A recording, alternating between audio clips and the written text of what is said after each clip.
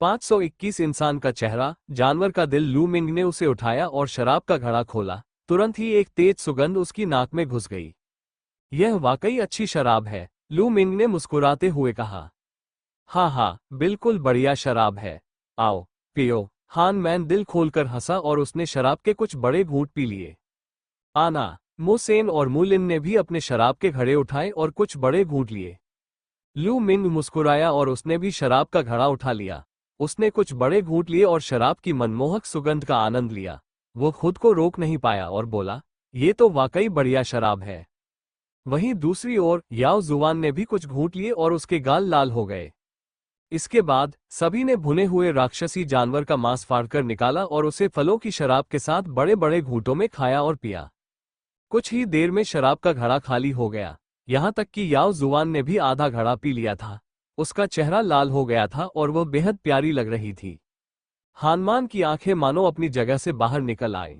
उसकी आंखों में एक तेज चमक उठी और उसने झट से अपना सिर दूसरी तरफ घुमा लिया। आप लोग कब कार्रवाई करने की योजना बना रहे हैं? इसी क्षण लू मिंग ने शराब का घड़ा नीचे रख दिया और अचानक पूछा। वो हानमान, मोसेन और मुलिन के बारे में पूछ रहा था। उनमें से कुछ लोग स्तब्ध रह गए और उनके चेहरे पर हैरानी के भाव आ गए। आपका क्या मतलब है, भाई लू? आपका क्या कहना है? क्या तुम मुझ पर हमला करने वाले हो? लू मिंग ने हल्की सी मुस्कान दी। हान मैन और अन्य लोगों के चेहरे अचानक बदल गए और उनकी आंखों में घबराहट की एक झलक दिखाई दी। भाई लू, आप मजाक कर रहे होंगे। हम आप पर हमला क्यों करेंगे? हान मैन मुस्कुराया। बगल में खड़ी याओ जुआन भी असमंजस में दिख रही थी। उसने अपनी बड़ी बड़ी आंखें झपकाईं और लू मिंग की ओर देखा। क्या तुम अब भी दिखावा कर रहे हो? तुम्हें लगता है कि यह त्रुटिहीन है, लेकिन तुम नहीं जानते कि यह खामियों से भरा हुआ है। लू मिंग की आवाज धीरे धीरे ठंडी होती गई। भाई लू, क्या आपको कोई गलतफहमी हुई है? हान मैन का चेहरा बिगड़ गया। गलतफहमी? हाँ हाँ, जैसे ही मैंने राक्षसी तराजू वाले आयाम में प्रवेश किया, आप लोग मुझे ढूंढने आए और मुझे अपनी टीम में शामिल होने के लिए आमंत्रित किया। क्या संयोग है? लू मिंग ने उदासीनता से कहा। भाई लू, ये तो सचमुच एक संयोग है। उस समय हमने मिस याओ जुआन को आमंत्रित किया ही था और हमें एक व्यक्ति की कमी थी। जब हमने भाई लू को आते देखा तो हमने आपको भी आमंत्रित कर लिया। हान मैन ने समझाया। ठीक है, ये बात तर्कसंगत है। हालांकि जब हमने मध्यम श्रेणी के पृथ्वी तत्व अभिषेक क्रिस्टलों की खुदाई की तो आप लोग कुछ ज्यादा ही उदार थे। मध्यम श्रेणी के गहन अर्थ वाले क्रिस्टल अत्यंत मूल्यवान होते हैं। इनमें से एक क्रिस्टल 1000 उच्च और निम्न श्रेणी के गहन अर्थ वाले क्रिस्टलों के बराबर होता है। लेकिन आप लोग इतने उदार हैं कि आपने बिना सोचे समझे मुझे दे दिए। ज्यादातर लोग इन्हें देने में हिचकिचाते और मुझे घृणा भरी नजरों से देखते, लेकिन आप लोगों ने ऐसा नहीं किया। ये बहुत ही असामान्य है। बात बहुत सीधी है। आप लोग बस मेरा विश्वास जीतना चाहते हैं। और जब हम शेन परिवार के लोगों से मिले तो वह महज आपके और शेन परिवार का एक दिखावा था। शेन परिवार के लोग हमेशा से ही घमंडी और अभिमानी रहे हैं। वे सब बहुत अभिमानी हैं। भला वे आपके कुछ शब्दों से कैसे पीछे हट सकते हैं? एक आम इंसान शेन परिवार के खिलाफ जाने की हिम्मत नहीं करता, लेकिन तुम लोगों ने कर दिखाया। तुमने ऐसा दिखाया जैसे तुम निडर हो और शेन परिवार पीछे हट गया। हाँ हाँ, ये तो बस मेरी सतर्कता कम करने और मेरा भरोसा जीतने की कोशिश थी। दुर्भाग्य से तुम्हारा यह नाटक कुछ ज्यादा ही था। लू मिंग ने शांत भाव से समझाया। हान मान, मुसेन और मुलिन के चेहरे बिगड़ गए। इसी क्षण याओ जुआन का शरीर अचानक कांप उठा। उसका चेहरा पीला पड़ गया और ऐसा लगा जैसे उसके शरीर से सारी शक्ति निकल गई हो। वो अचानक बेजान होकर जमीन पर गिर पड़ी। क्या हो रहा है? मुझे अचानक इतनी कमजोरी क्यों महसूस हो रही है? मैं अपनी असली क्षमता का उपयोग भी नहीं कर पा रहा हूँ। याओ जुआन ने घबराहट में चीख मारी। इस क्षण लू मिंग का चेहरा भी बदल गया। उसका चेहरा पीला पड़ गया और वह थोड़ा पीछे की ओर गिर गया। वह दहाड़ा, तुम लोगों ने शराब में जहर मिलाया है। जहर? नहीं, मैंने नहीं दिया। भाई लू, कृपया ऐसा मत कहिए। हान व्यक्ति ने इनकार किया। क्या तुम अब भी इससे इनकार कर रहे हो? मेरा पूरा शरीर कमजोर हो गया है और मैं अपनी असली शक्ति का उपयोग नहीं कर पा रहा हूँ। मुझमें जहर का असर साफ दिख रहा है। लू मिन गुस्से से दहाड़ा। मुझे भी जहर दिया गया है। आप सब ठीक क्यों हैं? याओ जुआन ने घबराकर उन तीनों को देखा। हान मैन और बाकी दोनों बिल्कुल ठीक थे। हान मान ने लू मिंग को ध्यान से देखा। उसकी आंखें और भी चमक उठी। फिर वो घमंडी हंसी हंसा। हा हा हा, लू मिंग, तुम्हें जहर दिया गया है। तुम्हें 10 सुगंधित नसों को नरम करने वाले पाउडर से जहर दिया गया है। तुम्हारा शरीर कमजोर हो गया है और तुम अपनी जीवन शक्ति का उपयोग नहीं कर पा रहे हो। अब तुम कसाईखाने पर रखी मछली के टुकड़े की तरह हो। तुम लोग, तुमने सचमुच उसे जहर दिया, क्यों? याओ जुवान अविश्वास से चिल्ला उठा। क्यों? ये सब इस बदमाश की वजह से है जो खुद को जरूरत से ज्यादा समझता है। उसने तो शेन परिवार को भी नाराज करने की हिम्मत की। क्या वो मौत को दावत नहीं दे रहा? तुम तो बस एक मोहरा हो जिसका हम इस्तेमाल कर रहे हैं। हान मान ने याओ जुवान की ओर देखा, उसका चेहरा उदास था और वह अब पहले की तरह सरल और ईमानदार नहीं दिख रहा था। म्यू सेन और म्यू लिन के हाव भाव एक जैसे थे। याओ जुवान को साथ लाकर तुम मेरी सतर्कता कम करने की कोशिश कर रहे हो, लेकिन एक और बात है जो मुझे बिल्कुल समझ नहीं आ रही। लू मिंग ने कहा। अरे, ये क्या है? मुझे आपको समझाने में कोई आपत्ति नहीं है। हान मैन ने गर्व भरी मुस्कान के साथ कहा। उसे इस बात का डर नहीं था कि लू मिंग समय में देरी करेगा, क्योंकि 10 सुगंधित नस नरम करने वाले पाउडर का जितना अधिक समय तक उपयोग किया जाएगा, उसका प्रभाव उतना ही अधिक शक्तिशाली होगा। अगर शेन परिवार मुझसे निपटना चाहता तो वे सीधे विशेषज्ञों को भेजकर मुझे मरवा सकते थे। उन्होंने तुम्हें मेरे पास भेजकर अंधेरे में मुझे जहर क्यों दिया? मेरी साधना इतनी शक्तिशाली नहीं है कि शेन परिवार किसी को मेरी हत्या करने भेजे। लू मिंग ने कहा। हे लू मिंग, शेन परिवार के लिए तुम्हें मारना आसान है, लेकिन क्या उनके लिए तुम्हें यूं ही मार देना बहुत आसान नहीं होगा? शेन परिवार की यही इच्छा है कि तुम्हारी प्रतिष्ठा धूमिल हो जाए और तुम्हारा नाम हजारों वर्षों तक बदनाम रहे। अगर तुमने याओ जुवान के साथ कुछ किया और उसे मार डाला, तो हम सही समय पर पहुंचकर तुम्हें पकड़ लेंगे। तुम्हें क्या लगता है कि एम्पायरियन हेवन डिवाइन पैलेस के उच्च अधिकारी तुम्हें किस नज़र से देखेंगे? और मिस मूलैंड भी तुम्हें किस नज़र से देखेंगी? हान मैन ने उपहास किया। लू मिंग को अचानक सच्चाई का एहसास हुआ। पता चला कि यही शेन परिवार का मकसद था। वे उसकी प्रतिष्ठा को धूमिल करना चाहते थे। वे सचमुच बहुत क्रूर थे। याओ जुवान का चेहरा पीला पड़ गया था और उसकी आंखों में डर साफ झलक रहा था। उसका शरीर कांप रहा था और वो चिल्लाई, मुझे कुछ नहीं पता। मैं आपसे विनती करती हूँ, कृपया मुझे जाने दीजिए। तुम्हें जाने दें? ये कैसे संभव हुआ? अगर किसी को दोष देना है तो अपनी बदकिस्मती को दोष दो। हान मैन ने व्यंग्य भरी मुस्कान के साथ याओ जुवान के शरीर पर नजर डाली और उसकी आंखों में एक जलती हुई चमक दिखाई दी। लू मिंग, मैं इस लड़की के साथ तुम्हारी मदद करूंगा। हाँ। हान मैन अपने चेहरे पर एक शरारती मुस्कान लिए याओ जुवान की ओर बढ़ा।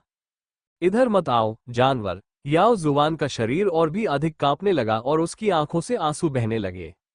उसने कभी नहीं सोचा था कि वो हान पुरुष, जो दिखने में ईमानदार और दयालु लगता था, दिल से इतना दरिंदा होगा। याओ जुवान, तुम्हारे जैसी खूबसूरत लड़की का मरना कितना दुखद है। मरने से पहले मुझे तुम्हारे साथ आनंद लेने दो। हान मैन ने शैतानी हंसी हंसी। दूसरी ओर मुसेन और मुलिन दोनों ने ईर्ष्यापूर्ण भाव प्रकट किए। तुम्हारे जैसे नीच लोगों ने कितने ही लोगों को धोखा दिया है। इस दुनिया में जीना व्यर्थ है। इस समय लू मिंग ने हल्की सी आह भरी। लू मिंग, तुम मौत के कगार पर हो और फिर भी शिकायत कर रहे हो, मार खाने के लिए तरस रहे हो। म्यू लिन ने लू मिंग के चेहरे पर लात मारी। पा अगले ही पल एक थप्पड़ की आवाज सुनाई दी, जो बेहद स्पष्ट और तीखी थी। चीखते हुए मूलिन का शरीर दूर जा गिरा और एक विशाल पेड़ को तोड़ दिया। वो जमीन पर गिरा और मुंह से खून की एक बड़ी घूंट थूक दी। हानमान का आगे बढ़ाया हुआ कदम हवा में ही रुक गया। उसके चेहरे पर भय का भाव था और उसका पूरा शरीर अकड़ गया। मुसेन का चेहरा सदमे से भरा हुआ था। इसी क्षण लू मिंग धीरे धीरे खड़ा हुआ। उसका पीला चेहरा गुलाबी हो गया था। उसके शरीर में जीवन शक्ति का संचार हो रहा था और एक शक्तिशाली आभा निकल रही थी। हानमान की आंखें ऐसे चौड़ी हो गई मानो उसने कोई भूत देख लिया हो। वो चिल्लाया, ये कैसे संभव है? तुमने साफ तौर पर शराब का एक घड़ा पी लिया है और 10 सुगंधित नसों को नरम करने वाले पाउडर से जहर खा लिया है। यहाँ तक कि उच्च कोटि का राजा भी अगर 10 सुगंधित नसों को नरम करने वाले पाउडर का सेवन करे तो कमजोर पड़ जाएगा। तुम अभी तक ठीक कैसे हो? हान मैन अविश्वास से चीख उठा। मैं आपको बताना भूल गया था कि जहर मुझ पर बेअसर है। लू मिंग ने उदासीनता से कहा। उसकी आवाज बेहद ठंडी थी।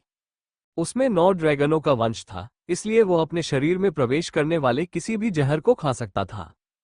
हालांकि 10 सुगंधित टेंडन को नरम करने वाला पाउडर रंगहीन, गंधहीन और पता लगाना मुश्किल था, लेकिन 9 ड्रैगन वंश को इसका एहसास तब हुआ जब लू मिंग ने शराब का पहला घूंट लिया और तुरंत 10 सुगंधित टेंडन को नरम करने वाले पाउडर को निगल लिया। लू मिंग ने अनजान होने का नाटक किया और जानबूझकर शराब का घड़ा खत्म कर दिया। वो देखना चाहता था कि हान मान और बाकी लोग क्या कर रहे हैं। हान मान और मु सेन के शरीर हल्के से कांप उठे। वे पहले ही स्वर्गीय शव संप्रदाय के लोगों के विरुद्ध लू मिंग की युद्ध क्षमता देख चुके थे। वह ऐसा व्यक्ति नहीं था जिससे वे लड़ सकें। चलो, जल्दी चलो, शेन परिवार को सूचित करो। हानमान दहाड़ा और साथ ही पीछे हट गया। दूसरी ओर मु सेन भी तेजी से पीछे हट रहा था। जहां तक जंगल की बात है, उन्हें इसकी जरा भी परवाह नहीं है। यहां से जाना इतना आसान नहीं है। मर जाओ। वूश। बिजली की भाले जैसी रोशनी पलक झपकते ही 10 मील के शून्य अंतरिक्ष को पार कर गई और मु सेन की छाती को भेद गई। एक ही झटके में उसकी हत्या कर दी गई। भन भन। तुरंत ही लू मिंग ने 9 ड्रैगन स्वर्ग चरण के कदम रखे और हान मैन का पीछा किया। नहीं, नहीं। हानमान के चेहरे का भाव बदल गया। उसने हाथ हिलाया और प्रकाश की एक किरण आकाश में ऊपर की ओर चली गई। यह एक संकेत था। बचाओ, बचाओ। हान मैन भागते हुए चिल्लाया। इस समय वह लगभग बुरी तरह डर गया था। आमतौर पर वह सरल और ईमानदार दिखकर कई लोगों का विश्वास जीत लेता था। उसने चुपके से कई लोगों को नुकसान पहुंचाया था। जब वो उन लोगों को, जिन्होंने उस पर भरोसा करना शुरू कर दिया था, अपनी आंखों के सामने मरते हुए देखता था, तो उसे बेहद संतुष्टि मिलती थी। अब जब उसने देखा कि मु सेन की हत्या कर दी गई है, तो उसके पूरे शरीर में एक सिहरन दौड़ गई और वो बेहद भयभीत हो गया।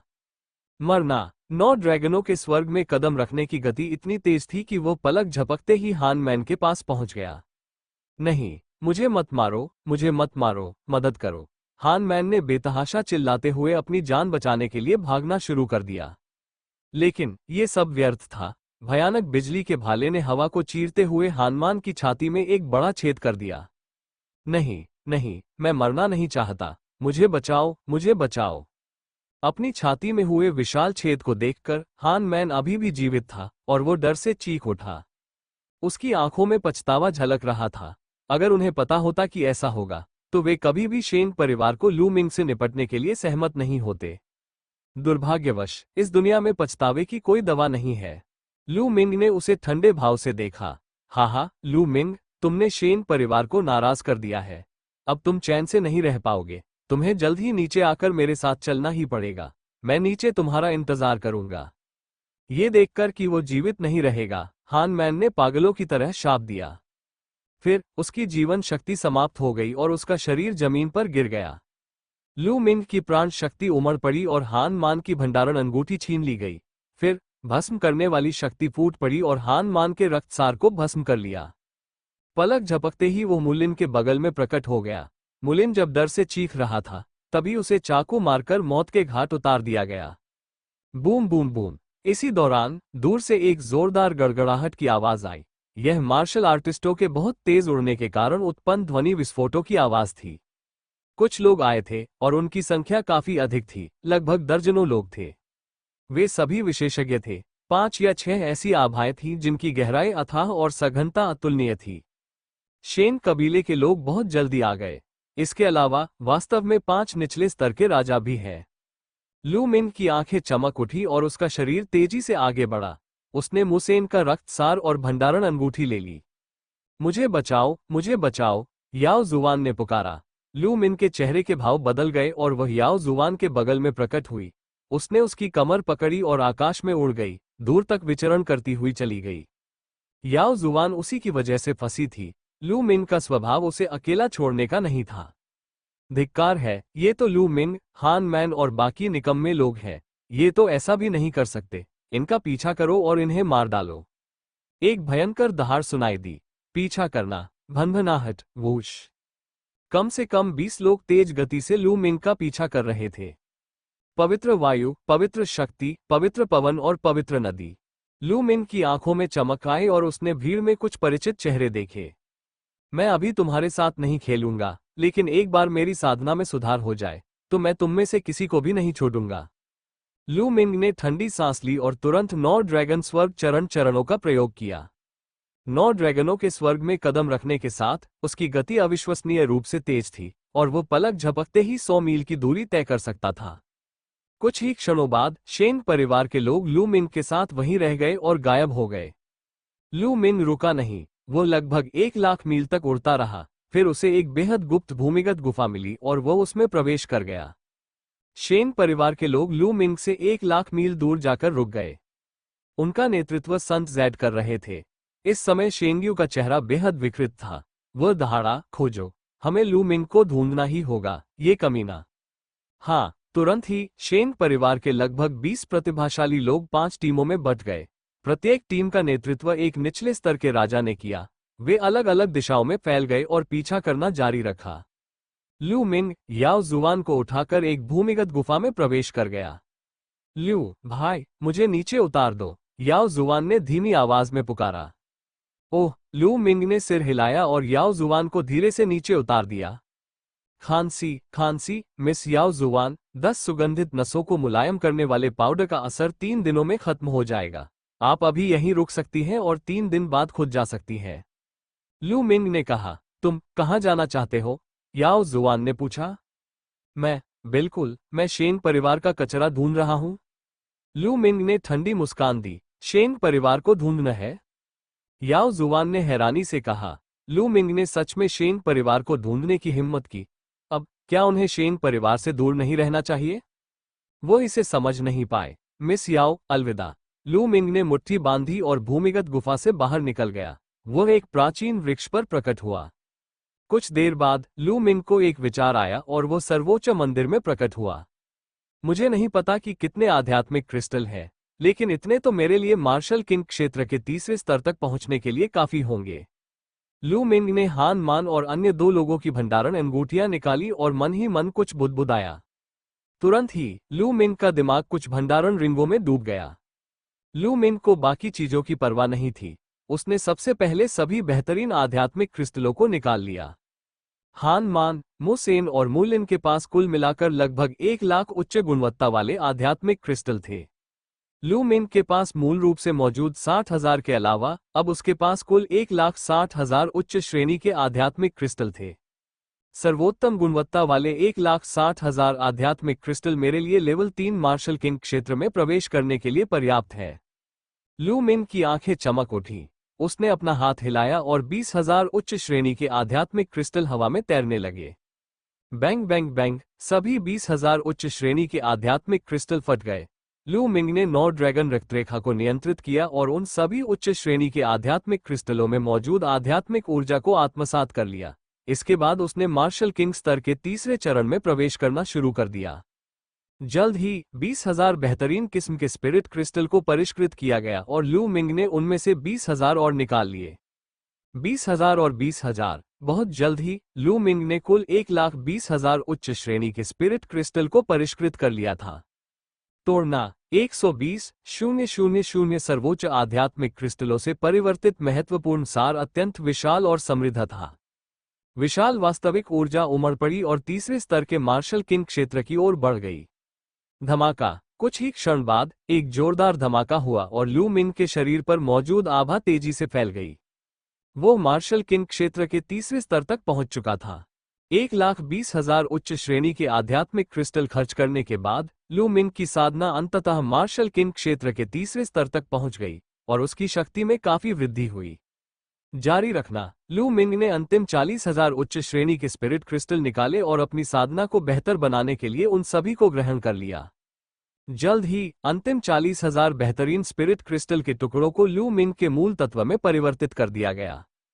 लू मिंग की साधना तीसरे स्तर के मार्शल किंग क्षेत्र के प्रारंभिक चरण के शिखर पर पहुंच गई थी, लेकिन वह मध्य चरण में प्रवेश नहीं कर पाया था। लेवल 3 मार्शल किंग क्षेत्र में सफलता प्राप्त करने के लिए आवश्यक सर्वोच्च आध्यात्मिक क्रिस्टल की संख्या बढ़ गई थी। लेवल 3 मार्शल किंग के क्षेत्र का प्रारंभिक चरण। मुझे आश्चर्य है कि निचले स्तर के राजा के खिलाफ उसका प्रदर्शन कैसा रहेगा। लू मिंग की आंखों में एक चमक आई। अगले ही पल वह सर्वोच्च मंदिर से निकलकर आकाश में उड़ गया और उसी रास्ते से वापस चला गया जिससे वह आया था। देखते ही देखते हजारों मील की दूरी पलक झपकते ही तय हो गई। अचानक लू मिंग रुक गया। उसके सामने 6 आकृतियां तेज गति से उड़ रही थीं। अचानक लू मिंग, सामने लू मिंग है। लू मिंग आगे है। गति बढ़ाओ, उसे भागने मत दो। कुछ तेज गर्जनाएं सुनाई दी और 6 आकृतियां बिजली की गति से लू मिंग की ओर दौड़ पड़ी। ये 6 लोग शेन परिवार के 6 युवक थे। लू मिंग शून्य में स्थिर खड़ा था। अंतरिक्ष कांप उठा और शेन परिवार के 6 युवक उड़कर आए और लू मिंग को घेर लिया। शेन परिवार के उस युवक से बिना किसी छिपाव के एक प्रचंड आभा प्रकट हुई। एक मध्य स्तरीय लेवल 4 मार्शल किंग क्षेत्र, 3 लेवल 3 मार्शल किंग क्षेत्र और 2 लेवल 2 मार्शल किंग क्षेत्र। लू मिंग ने शेन परिवार के 6 युवकों पर सरसरी नजर डाली और उनकी साधना के बारे में वो पूरी तरह से स्पष्ट हो गया। हाँ, ये आदमी तो भागा ही नहीं। क्या ये बहुत ज्यादा डरा हुआ है?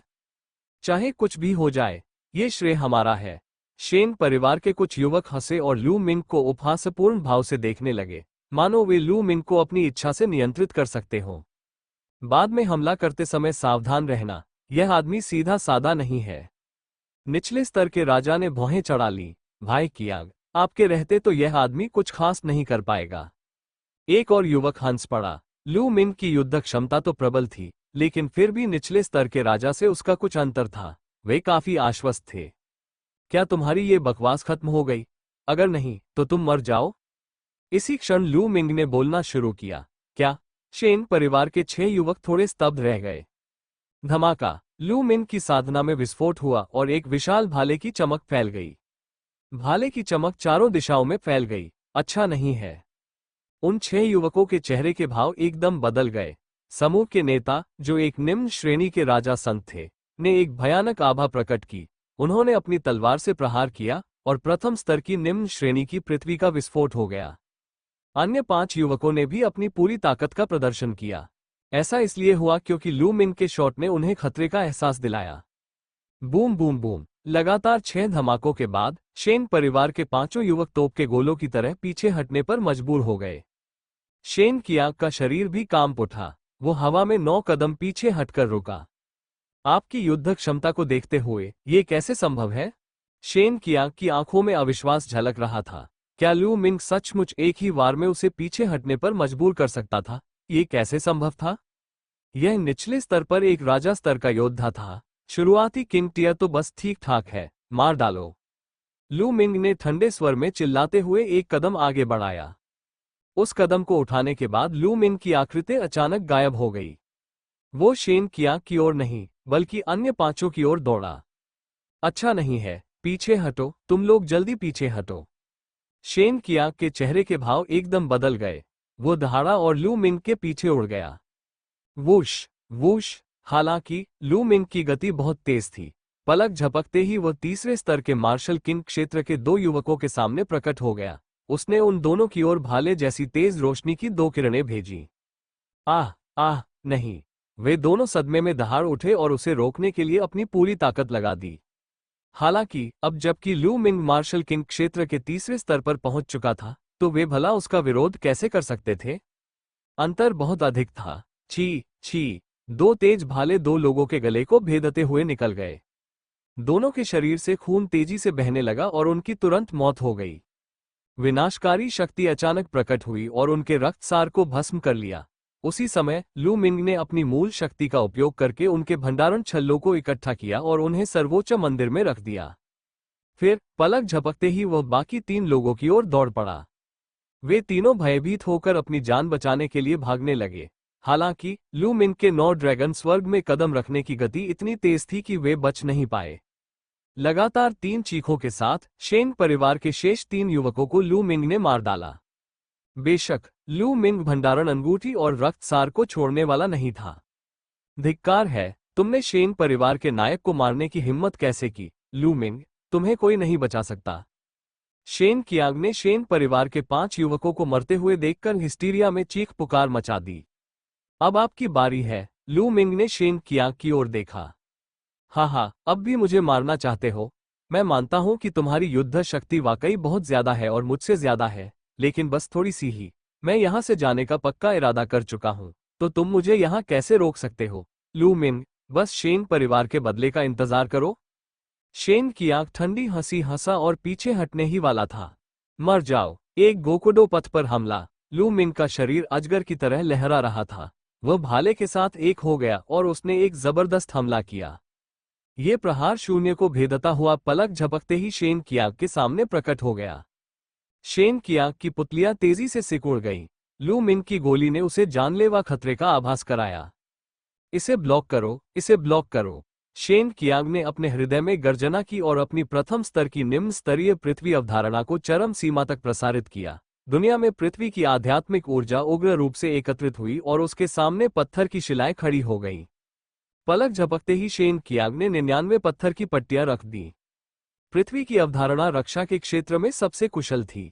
लेकिन बैंग बैंग बैंग, लू मिन की भाले जैसी किरण के नीचे पत्थर की पट्टियां कागज की तरह नरम पड़ गईं।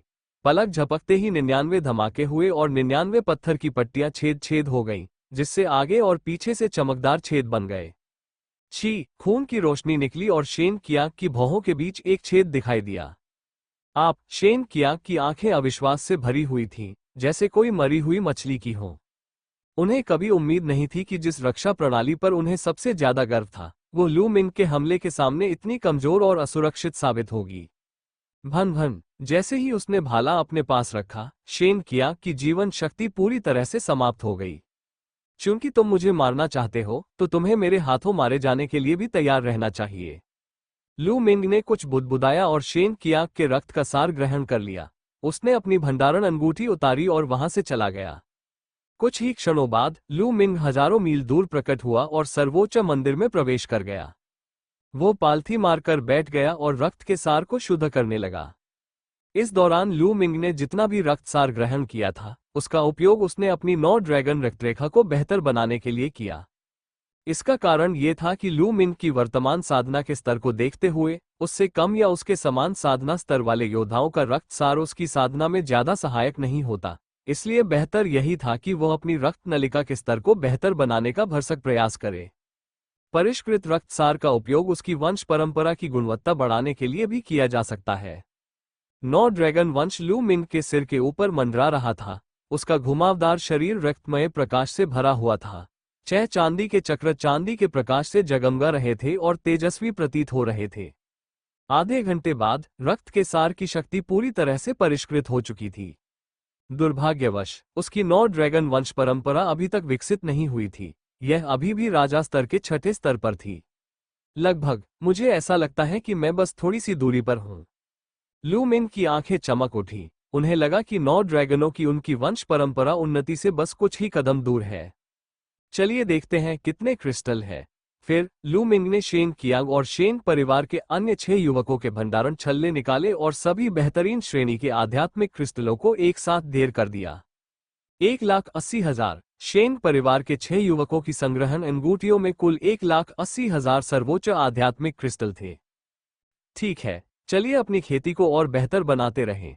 इसके बाद लू मिंग ने अपनी साधना को बेहतर बनाने के लिए सर्वोच्च श्रेणी के आध्यात्मिक क्रिस्टलों को तेजी से परिष्कृत करना शुरू कर दिया। लेवल 3 मार्शल किंग स्तर पर पहुंचने के बाद उन्नति के लिए आवश्यक ऊर्जा की मात्रा और भी अधिक हो गई थी। लू मिंग ने मार्शल किंग क्षेत्र के तीसरे स्तर के प्रारंभिक चरण से मध्य चरण तक पहुंचने के लिए कुल 80,000 उच्च श्रेणी के आध्यात्मिक क्रिस्टलों को परिष्कृत किया था। उन्होंने 80,000 और कलाकृतियों को परिष्कृत किया और तृतीय स्तर के मार्शल किंग के क्षेत्र में प्रवेश किया। उसके पास केवल 20,000 सर्वोच्च आध्यात्मिक क्रिस्टल ही बचे थे। शेन परिवार, आगे बढ़ते रहो। उसके बाद लू मिंग ने सर्वोच्च मंदिर छोड़ दिया और आकाश में उड़ गया, शेन परिवार के लोगों का शिकार जारी रखने की योजना बनाते हुए। चूंकि शेन परिवार उसका पीछा कर रहा था, इसलिए वह भी उनका पीछा करेगा। 2 घंटे बाद लू मिंग ने जंगल में शेन परिवार के 5 युवकों की हत्या कर दी। उनमें से एक निचले स्तर का मार्शल किंग क्षेत्र का उन्नत स्तर का मार्शल आर्टिस्ट था। इस बार लू मिंग को 1,50,000 उच्च श्रेणी की वस्तुएं प्राप्त हुई। जगह मिलने के बाद लू मिंग ने सर्वोच्च श्रेणी के स्पिरिट क्रिस्टल को परिष्कृत करना जारी रखा। लू मिंग के जाने के कुछ ही समय बाद जंगल के ऊपर आकाश में 1 दर्जन से अधिक आकृतियां दिखाई दी। वे शेनग्यू और अन्य लोग थे। इस समय शेनग्यू की आंखें बेहद ठंडी थीं और उनमें प्रबल हत्या का इरादा लगभग साकार हो उठा था। धिक्कार है, क्या ये सब लू मिंग ने किया है? तुम्हें मर जाना चाहिए। शेनग्यू ने ठंडी आवाज में कहा, जिसने भी किया हो उसे मरना ही होगा।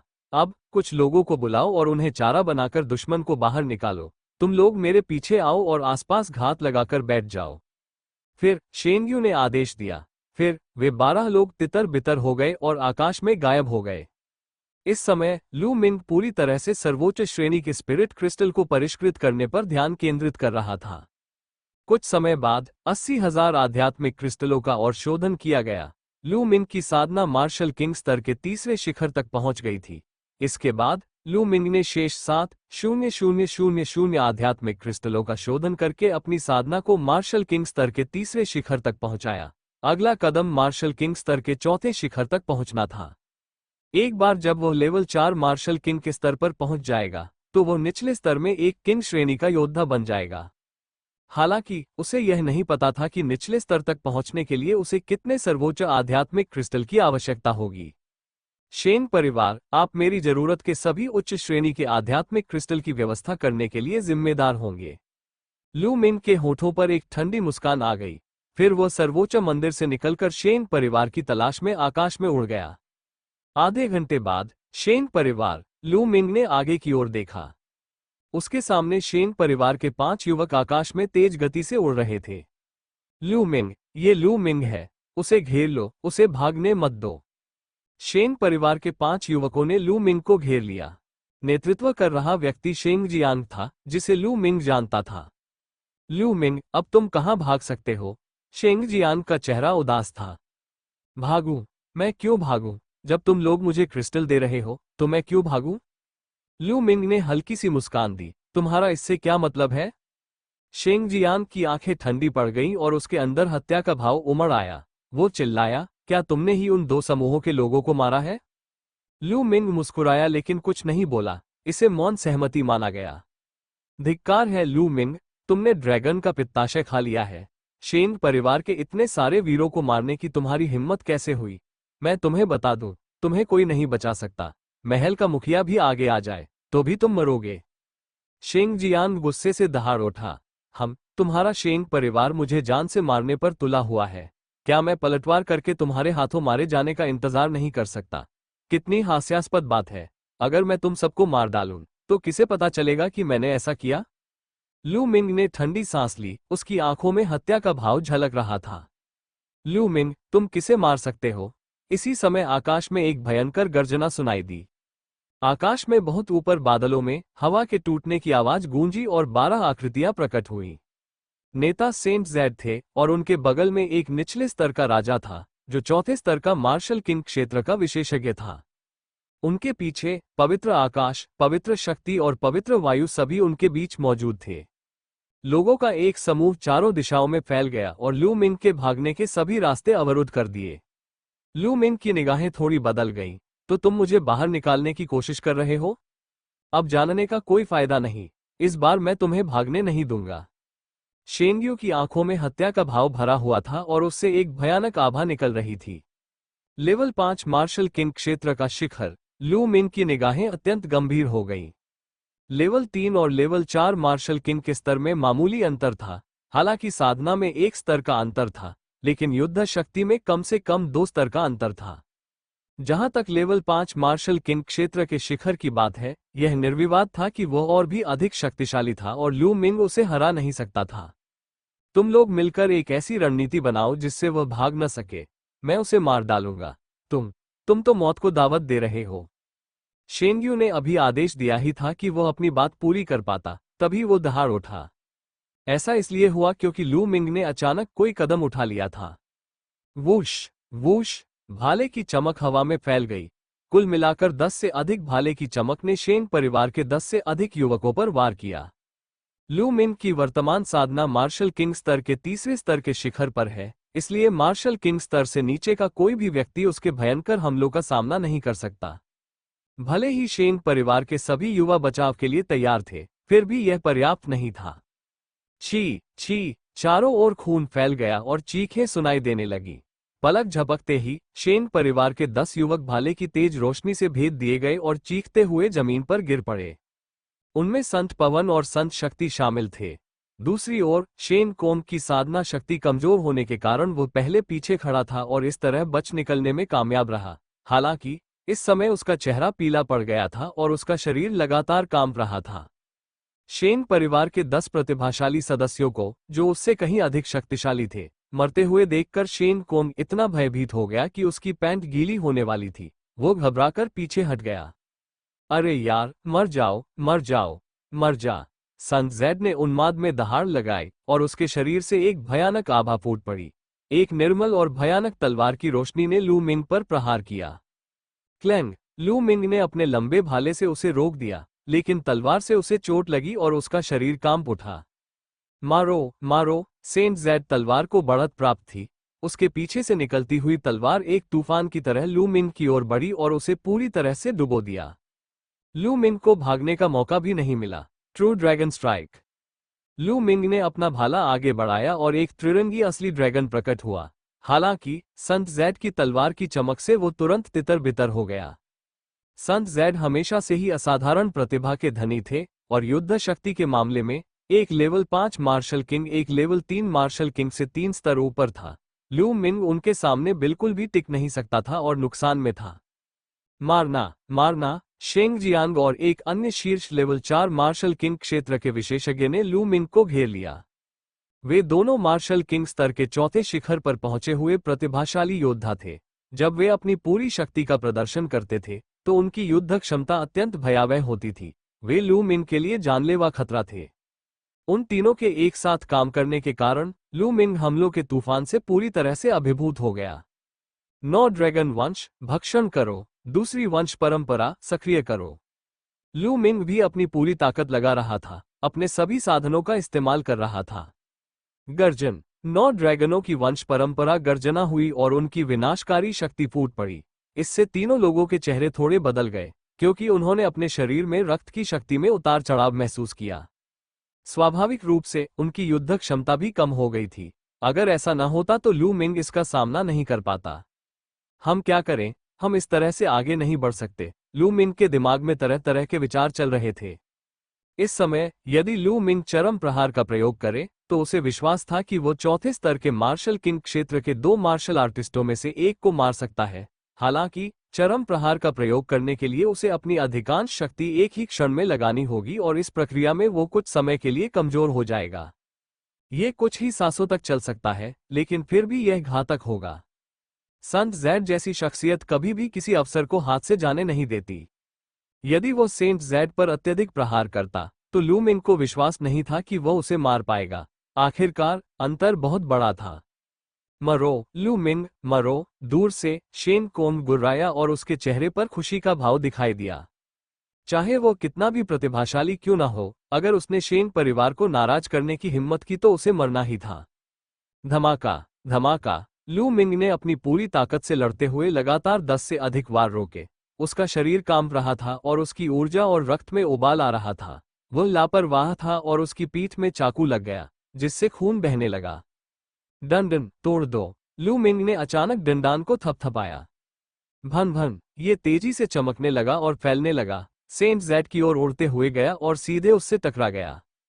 शेंग्यू के चेहरे के भाव में जबरदस्त बदलाव आया। उसने हाथ हिलाया और अचानक हवा में एक विशाल जाल प्रकट हो गया। वह तेजी से चमका और डंडन को घेरते हुए पूरे आकाश को ढक लिया।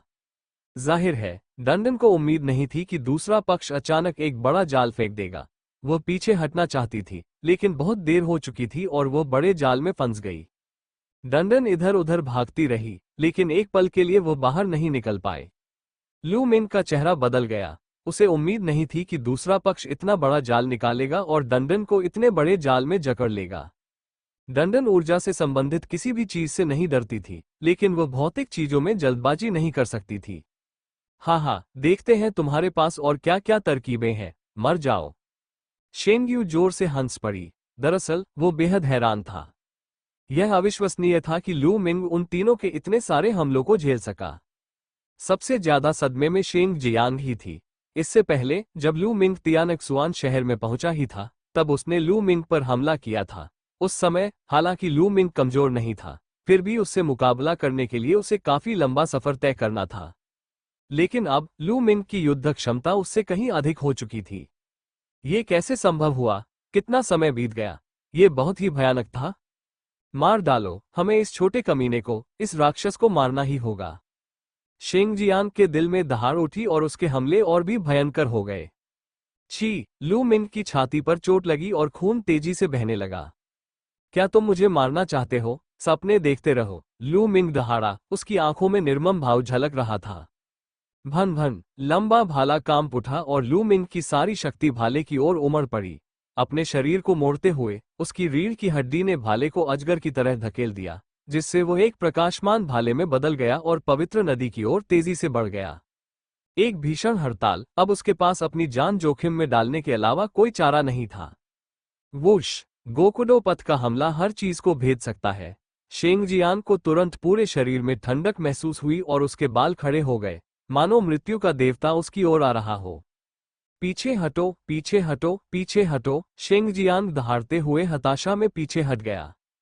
वो जानता था कि अगर वो पीछे नहीं हटा तो उसकी मौत हो जाएगी। हालांकि अगले ही पल उसे एहसास हुआ कि पीछे हटना व्यर्थ है। लू मिंग का भाला बहुत तेज था और पलक झपकते ही उसने उसे पकड़ लिया। नहीं! शेंगजियान गुस्से से पागलों की तरह दहाड़ा, उसकी आंखों से लगभग खून बह रहा था। लेकिन अगले ही पल पूछी, अद्वितीय रूप से तीखी भाले जैसी किरण उसकी भौहों के बीच की जगह को भेद गई। शेंगजियांग मर गया। हालांकि इस समय लू मिंग का शरीर कमजोर महसूस कर रहा था, क्योंकि उसने उस भीषण प्रहार को करने में अपनी काफी ऊर्जा खर्च कर दी थी। हालांकि वह अपनी ऊर्जा का कुछ हिस्सा जल्दी से पुनः प्राप्त कर सकता था, लेकिन तब तक बहुत देर हो चुकी थी। मरना मरना मरना! सेंट ज़ेड ने उन्माद में आकर लू मिंग पर हमला कर दिया। वो भयानक तेज रोशनी मानो हर चीज को चीर फाड़ कर देने में सक्षम थी। इसे रोको! लू मिंग की आंखें चौड़ी हो गईं। उसने अपनी बची खुची शक्ति को इकट्ठा किया और अपने सामने रक्षा कवच खड़ा कर लिया। उसी समय 9 ड्रैगनों की रक्तरेखा की विनाशकारी शक्ति उसके सामने फैल गई। टकराना! अगले ही पल लू मिंग हवा में उछल पड़ा और उसने मुंह से खून थूक दिया। उसकी छाती पर एक गहरा घाव हो गया था। घाव इतना गहरा था कि हड्डी दिखाई दे रही थी और ऐसा लग रहा था जैसे उसका दिल फट गया हो। भयानक कृपाण जैसी किरण उन्माद में लू मिंग के शरीर में घुस गई। लू मिंग ने भी उन्माद में आकर अपनी जीवन शक्ति का उपयोग करते हुए प्रतिरोध करने के लिए वास्तविक युद्ध ड्रैगन तकनीक का प्रयोग किया। हालांकि इसका परिणाम ये हुआ कि लू मिंग लगातार खून के कुछ घूंट थूकता रहा और उसका चेहरा पीला पड़ गया। अभी अभी हुए हमले में वो बुरी तरह घायल हो गया था। लू मिंग, मैं तुम्हारी खाल उतारकर तुम्हारी नसें निकाल लूंगा। सेंट ज़ेड दहाड़ा। चौथे स्तर के मार्शल किंग क्षेत्र के दूसरे युवक का चेहरा भय से पीला पड़ गया। अगर वो गोली उसे लगी होती तो उसकी मौत हो जाती, ये सोचकर उसे भय की लहर महसूस हुई। हाँ, शेन परिवार के कमीनों, मुझे मारना इतना आसान नहीं है। आओ, मैं तुम्हें फिर मारूंगा। लू मिंग हंसा और उसने अपना लंबा भाला दूसरे शिखर स्तर 4 मार्शल किंग क्षेत्र के युवक की ओर तान दिया। इससे उसका चेहरा और भी पीला पड़ गया और वो 2 कदम पीछे हटने से खुद को रोक नहीं पाया। पास ही में शेन परिवार के 4 अन्य युवक थे। उनके चेहरे भी पीले पड़ गए थे और वे डर के मारे लू मिंग को देख रहे थे। लू मिंग की ताकत सभी की उम्मीदों से कहीं अधिक थी। बहुत दुखद! इस बार तो शेन परिवार के साथ बहुत ही दुखद घटना घटी। जब वे राक्षसी तराजू वाले आयाम में प्रवेश कर रहे थे, तब वहां कुल 28 लोग थे। वे सभी शेन परिवार के प्रतिभाशाली और कुलीन सदस्य थे। उन्हें पालने पोसने में उन्होंने अनगिनत संसाधन खर्च किए थे, लेकिन अब उनमें से केवल 6 ही बचे थे। ये बहुत दुखद था। अगर वे लू मिंग को मार भी देते तो भी उन्हें बहुत बड़ा नुकसान उठाना पड़ता। अगर शेन परिवार के उच्च अधिकारियों को पता चल जाता तो उन सभी को सजा मिलती। इसमें कोई आश्चर्य की बात नहीं कि शेंग्यू इतना क्रोधित था। छोटे बदमाश, तू इनमें से किसी को भी नहीं मार पाएगा। आसमान को चीर देने वाली तलवार की तकनीक। मर जाओ! संत ज़ेड दहाड़ी और उसके शरीर से एक भयानक तलवार जैसी रोशनी निकली। उसी समय उसका शरीर इस प्रकार सिकुड़ने लगा मानो उसकी सारी शक्ति, ऊर्जा और रक्त चूस लिया गया हो। जैसे जैसे उसका शरीर सिकुड़ता गया, उसके शरीर पर चमकती हुई तेज रोशनी और भी भयानक होती गई। ऐसा लग रहा था मानो वो तेज रोशनी आकाश को चीर सकती हो। आभा की शक्ति पहले से दोगुनी हो गई थी। गुप्त कौशल! कितना शक्तिशाली गुप्त कौशल है! लू मिंग एक नज़र में ही समझ गया कि सेंट ज़ेड ने एक गुप्त कौशल का प्रयोग किया है। स्पष्टतः इस गुप्त तकनीक का एक गंभीर दुष्प्रभाव था। ये मानव शरीर का सार और रक्त निकाल लेती थी, लेकिन इसकी शक्ति भयावह थी। पीछे हटो, पीछे हटो! लू मिंग घबराकर पीछे हट गया।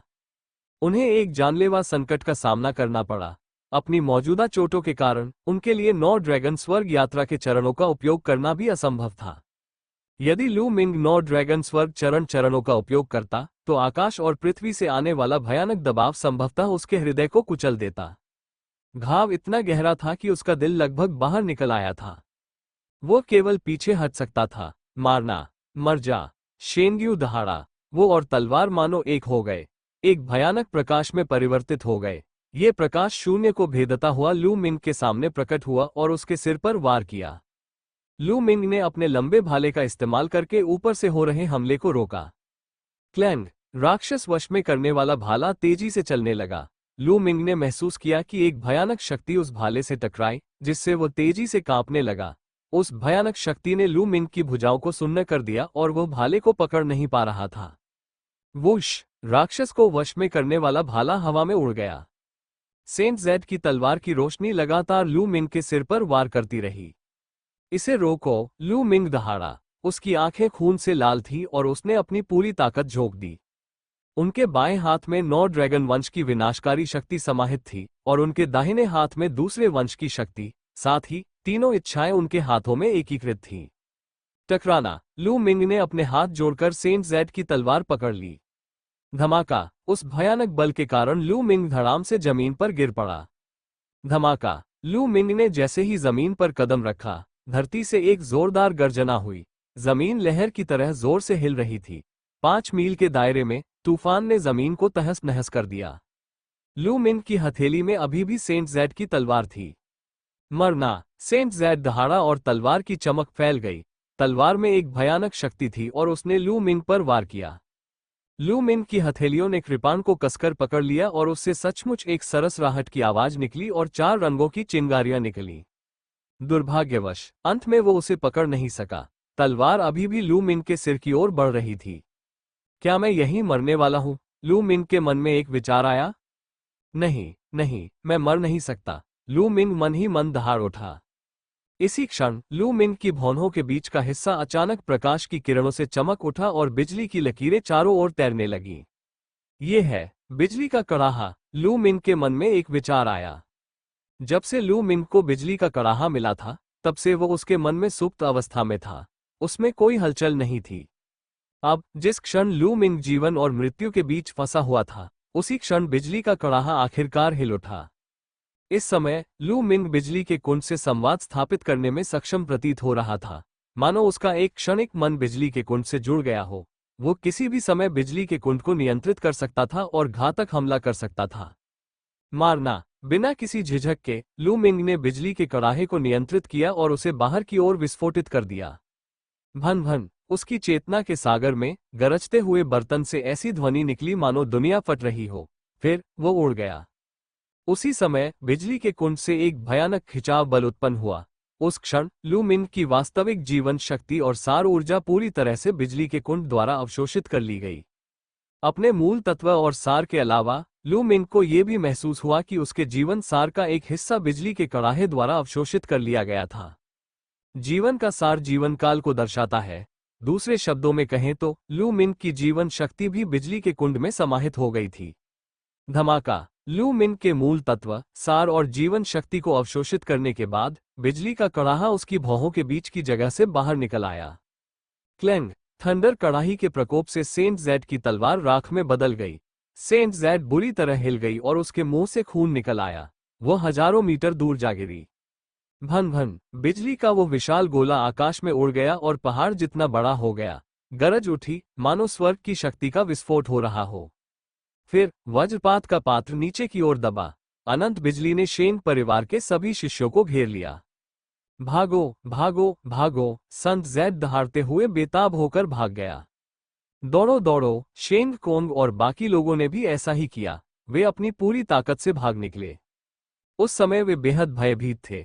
उन्होंने सपने में भी नहीं सोचा था कि लू मिंग के शरीर में अचानक इतनी भयानक बिजली की भट्टी प्रकट हो जाएगी। उन्हें ऐसा लगा मानो वे इस बिजली की भट्टी के सामने चींटियों के समान हो। नहीं, वे चींटियां भी नहीं थे, वे धूल के समान तुच्छ थे। इस समय वे बेहद भयभीत थे। उनके मन में केवल एक ही विचार था, और वो था भाग निकलना। अगले ही पल बिजली का कुंड नीचे की ओर दब गया और बिजली के मोटे मोटे बोल्ट बेतहाशा नाचने लगे। एक पल में ही बिजली का कड़ाहा तेजी से सिकुड़ गया और वापस लू मिंग की भौहों की ओर उड़ गया और गायब हो गया। इस समय लू मिंग बेहद कमजोर महसूस कर रहा था। उसका शरीर बिल्कुल खाली था, उसमें मूल तत्व का कोई अंश नहीं बचा था। उसने बहुत सारी ऊर्जा खो दी थी और उसका शरीर बेहद कमजोर हो गया था। वो उड़ भी नहीं सका और जमीन पर गिर गया। ये बिजली का कड़ाहा बेहद भयानक है। यह न केवल वास्तविक युआन और सामान्य आध्यात्मिक सार को निकालता है, बल्कि जीवन सार को भी निकालता है। लू मिंग ने कड़वी मुस्कान दी। एक राजा का जीवनकाल 1000 वर्ष होता है, लेकिन लू मिंग को ऐसा महसूस हुआ जैसे उसने अभी अभी अपने जीवन के 50 वर्ष खो दिए हों। 50 साल का जीवन एक बहुत बड़ा नुकसान था। है मेरी चेतना का एक अंश बिजली के कड़ाहे से जुड़ा हुआ प्रतीत होता है।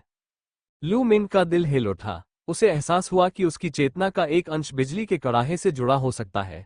दूसरे शब्दों में, लू मिंग बिजली के कड़ाहे को नियंत्रित कर सकता है और चाहे तो हमला कर सकता है।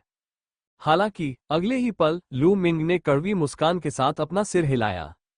बिजली के कड़ाहे को नियंत्रित करके हमला करना, ये तो एक मजाक है। इस तथ्य को एक तरफ रखते हुए कि बिजली के कड़ाहे से एक ही हमले से उसकी सारी वास्तविक युआन और सार ऊर्जा समाप्त हो सकती है, वो पूरी तरह से कमजोर हो जाएगा और दूसरों की दया पर निर्भर हो जाएगा। इसके अलावा उसने एक ही बार में अपने जीवन के 50 वर्ष खो दिए थे। भले ही लू मिंग राजा होता, वो अपने जीवन के समाप्त होने और मरने से पहले इसका कई बार उपयोग नहीं कर पाता। इस बिजली के कड़ाहे का उपयोग तभी किया जा सकता है जब ये बिल्कुल आवश्यक हो। हालांकि इसे जीवन बचाने के एक अतिरिक्त तरीके के रूप में माना जा सकता है। लू मिंग ने मन ही मन सोचा, भन भन। इसी क्षण हवा में किसी चीज के टूटने की आवाज सुनाई दी और डंडन पीछे की ओर उड़ गया। डंडन वाकई अद्भुत था। अभी अभी वो बिजली के कड़ाहे की आड़ में था, लेकिन उसे कुछ भी नहीं हुआ। डंडन, मुझे ले चलो ये देखने के लिए कि क्या शेंग परिवार मर चुका है, लू मिंग ने कहा। इस समय वो इतना कमजोर था कि चल भी नहीं सकता था। डंडन के पूरे शरीर से हल्की रोशनी निकली और वो थोड़ा कांपने लगा। फिर वो तेजी से बढ़कर एक पानी की टंकी के आकार का हो गया। लू मिंग डंडन पर लेटा हुआ था और डंडन लू मिंग को लेकर चारों दिशाओं में उड़ने लगा। 10 मील के दायरे में हर जगह बिजली गिरने के निशान थे और पूरा इलाका अस्त व्यस्त था। अस्त व्यस्त जमीन पर लाशें पड़ी थीं। शेंग परिवार के बाकी सभी युवक बिजली के कड़ाहे में जलकर मारे गए थे। एक स्थान पर लू मिंग ने पवित्र आकाश का शरीर देखा। क्या? लू मिंग ने अचानक बिजली की चमक के किनारे पर एक आकृति को देखा जो हताशा में आगे की ओर रेंग रही थी। वह आकृति बुरी तरह क्षतिग्रस्त थी और बिजली गिरने से उसके सारे बाल झड़ गए थे। फिर भी लू मिंग ने एक नज़र में ही पहचान लिया कि यह एक संत जैड है। जब लू मिंग की भौहों से बिजली का कड़ाहा निकला तो संत जैड हजारों मीटर दूर जा गिरा। फिर वो घबराकर भागने लगा और लगभग बिजली के कड़ाहे से घिरे क्षेत्र से बच निकला। इसलिए उसे सबसे कम नुकसान हुआ और वो कुछ समय तक जीवित रहा। चल दर, लू मिंग ने डंडन को थपथपाया और वो सेंट जैड की ओर उड़ गई। लू मिंग को ऊपर से उड़ते देख शेंग्यू भयभीत हो गया। वो चीखता हुआ आगे की ओर रेंगने लगा। शेंग्यू, अब कौन मर गया? लू मिंग डंडन के शरीर पर लेट गया और सेंट जैड के ऊपर उड़ते हुए उसे ठंडेपन से नीचे देखने लगा। लू मिंग, तुमने शेंग परिवार के इतने लोगों को मार डाला है, तुम भी मरोगे। शेंग्यू दहाड़ा, हाँ, पता नहीं शेंग परिवार के आप लोगों ने कितनी बार यही बात कही है, मैं इसे सुनकर थक गया हूं। लू मिंग ने हल्की सी मुस्कान दी, उसकी आंखों में हत्या का भाव साफ झलक रहा था। रुको, रुको, लू मिंग, मैं तुमसे विनती कर रही हूं। मैं तुमसे विनती कर रही हूं कि मुझे मत मारो। मैं कसम खा सकती हूं, मैं खून की कसम खा सकती हूं कि आज जो हुआ उसके बारे में मैं एक शब्द भी नहीं कहूंगी। मैं तुमसे विनती कर रही हूं कि मुझे इस बार बख्श दो। लू मिंग के जानलेवा इरादे को देखकर शेंग्यू डर गई और वास्तव में दया की भीख मांगने लगी। मुझे अब भी मृतकों पर विश्वास है, लू मिंग अविचलित रहा। नहीं, लू मिंग, ऐसा मत करो। मुझे पता है कि राक्षसी तराजू वाले आयाम में एक रहस्यमय क्रिस्टल की नस है। अगर तुम मुझे जाने दोगे तो मैं तुम्हें उस नस का स्थान बता दूंगा। शेंग्यू चिल्लाया, क्या यह उपनिषदों की शक्ति का एक अनमोल खजाना है? लू मिंग का दिल कांप उठा और उसकी आंखें चमक उठी। एक शक्तिशाली उपनिषद क्रिस्टल खदान एक शक्तिशाली उपनिषद क्रिस्टल गड्ढे से भिन्न थी। इरादे वाले क्रिस्टलों के एक गड्ढे से केवल कुछ ही टुकड़े या अधिक से अधिक कुछ दर्जन ही प्राप्त हो सकते थे। हालांकि गहन अर्थ वाली क्रिस्टल शिरा बिल्कुल अलग थी। यहां तक कि सबसे छोटी गहन अर्थ वाली क्रिस्टल शिरा भी 100 से अधिक गहन अर्थ वाले क्रिस्टल उत्पन्न कर सकती थी। और यह सबसे छोटा था। अगर और होते तो और नहीं बचते। ये किसी के लिए भी बहुत बड़ा प्रलोभन था। मुझे बताओ, उपनिषद क्रिस्टल की शक्ति वाली खान कहाँ है? लू मिंग ने गहरी आवाज में पूछा। जब तक तुम मुझसे वादा करोगे कि तुम मुझे नहीं मारोगे, मैं तुम्हें बता दूंगा, वरना मैं तुम्हें तब भी नहीं बताऊंगा, चाहे मैं मर ही जाऊं। शेंग्यू चिल्लाया। आप। लू मिंग की आंखों में एक झिलमिलाहट आई और वह हिचकिचाता हुआ प्रतीत हुआ। शेंग्यू बेहद चिंतित था, उसे डर था कि लू मिंग उसे मार डालेगा। कुछ देर हिचकिचाने के बाद लू मिंग ने कहा, ठीक है, मैं वादा करता हूं, मैं तुम्हें नहीं मारूंगा। मुझे बताओ, उपनिषद की शक्ति वाली क्रिस्टल नस कहाँ है? कसम खाओ, खून की कसम खाओ, मैं तभी विश्वास करूंगा जब तुम ऐसा करोगे। शेंग्यू ने पुकार लगाए, तुम बहुत बकवास करते हो, चूंकि तुम्हें मेरी बात पर यकीन नहीं है, तो भाड़ में जाओ। लू मिंग की हत्या करने की मंशा तीव्र थी। रुको, मैं तुम्हें बताता हूं, मैं तुम्हें बताता हूं। मेरी भंडारण अंगूठी में एक नीले जेड का कार्ड है जिसमें क्रिस्टल खदान का सटीक स्थान दर्ज है। शेंग्यू चिल्लाए, फिर लू मिंग की ओर उम्मीद भरी निगाहों से देखा। मैंने तुम्हें पहले ही बता दिया है, तुम्हें बस जेड टोकन निकालना है और तुम्हें पता चल जाएगा। ओह, लू मिंग ने सिर हिलाया और डंडन को थपथपाया, इसे तोड़ दो। भन भन, ये हिलकर संत जेड के सिर की ओर जा गिरा और टूट गया। अरे, लू मिंग, तुमने कहा था कि तुम मुझे नहीं मारोगे। शेंग्यू दहाड़ा, लेकिन इससे पहले कि वह अपनी बात पूरी कर पाता, उसे डंडन से जोरदार प्रहार किया गया और उसका सिर तरबूज की तरह फट गया। मैंने कहा था कि मैं तुम्हें नहीं मारूंगा, लेकिन इसका मतलब यह नहीं है कि दूसरी चीजें तुम्हें नहीं मार सकती। लू मिंग ने बुदबुदाया, डंडन, क्या तुम वो स्टोरेज रिंग्स उतार सकती हो? लू मिंग ने फिर से डंडन को थपथपाया। डंडन का शरीर कांप उठा और उससे प्रकाश की एक किरण निकली। उसने सेंट जेड की भंडारण अंगूठी को अपने साथ बहा लिया और वह उड़कर लू मिंग के हाथ में जा गिरी। लू मिंग बेहद खुश था। उसने कानून का पालन करना जारी रखा और शेन परिवार के अन्य सभी युवकों की सभी भंडारण अंगूठियां ले लीं। दुर्भाग्यवश, बिजली के कड़ाहे से टकराने के बाद उनके रक्त का सार पूरी तरह से समाप्त हो गया था, इसलिए वे उसे ग्रहण नहीं कर सके। फिर लू मिंग को चट्टानों के ढेर में दानव को वश में करने वाला भाला मिला। डंडन, चलो जल्दी से इस जगह से निकल चलते हैं, लू मिंग ने कहा। अभी कुछ देर पहले यहाँ काफी हलचल हुई थी और इससे अन्य जीव जंतुओं का ध्यान आकर्षित हो सकता था। अब चूंकि लू मिंग इतना कमजोर हो चुका था, अगर कोई भी दानव द्वितीयान के दिव्य रक्षक या शव रक्षक आता तो उसकी मौत निश्चित थी। तुरंत ही डंडन लू मिंग को लेकर दूर उड़ गया। हजारों मील की उड़ान भरने के बाद लू मिंग को एक अपेक्षाकृत दूरस्थ स्थान मिला और उसने सर्वोच्च मंदिर में प्रवेश किया। सर्वोच्च मंदिर में कई बोतलें और जार थे, जिनमें उच्च श्रेणी की गोलियां थीं जो उसने अन्य मार्शल आर्टिस्टों से प्राप्त की थीं। लू मिंग ने प्रथम श्रेणी की उपचार गोली उठाई और बोतल से एक बड़ा घूंट पी लिया। कुल 9 गोलियां थीं। उसने सभी गोलियां निगल ली और वह ठीक होने लगा। लू मिंग का शरीर पहले ही छठे स्तर पर पहुंच चुका था और धीरे धीरे ठीक हो रहा था। जैसे जैसे दवा का असर उसके पूरे शरीर में फैलने लगा, उसके शरीर के ठीक होने की गति में काफी तेजी आ गई। लू मिंग की मांसपेशियां धीरे धीरे फड़क रही थीं। उसकी छाती पर लगे घाव पर मांसपेशियां फड़क रही थीं और नई मांसपेशियां धीरे धीरे बढ़ रही थीं, घाव को ढक रही थीं और अंततः उसके दिल को अवरुद्ध कर रही थीं। अन्यथा बाहर से ही उसके धड़कते दिल को देखा जा सकता था, जो बेहद डरावना था। दवा की गोलियां खाने के बाद लू मिंग ने एक और बोतल निकाली और उसे पी लिया।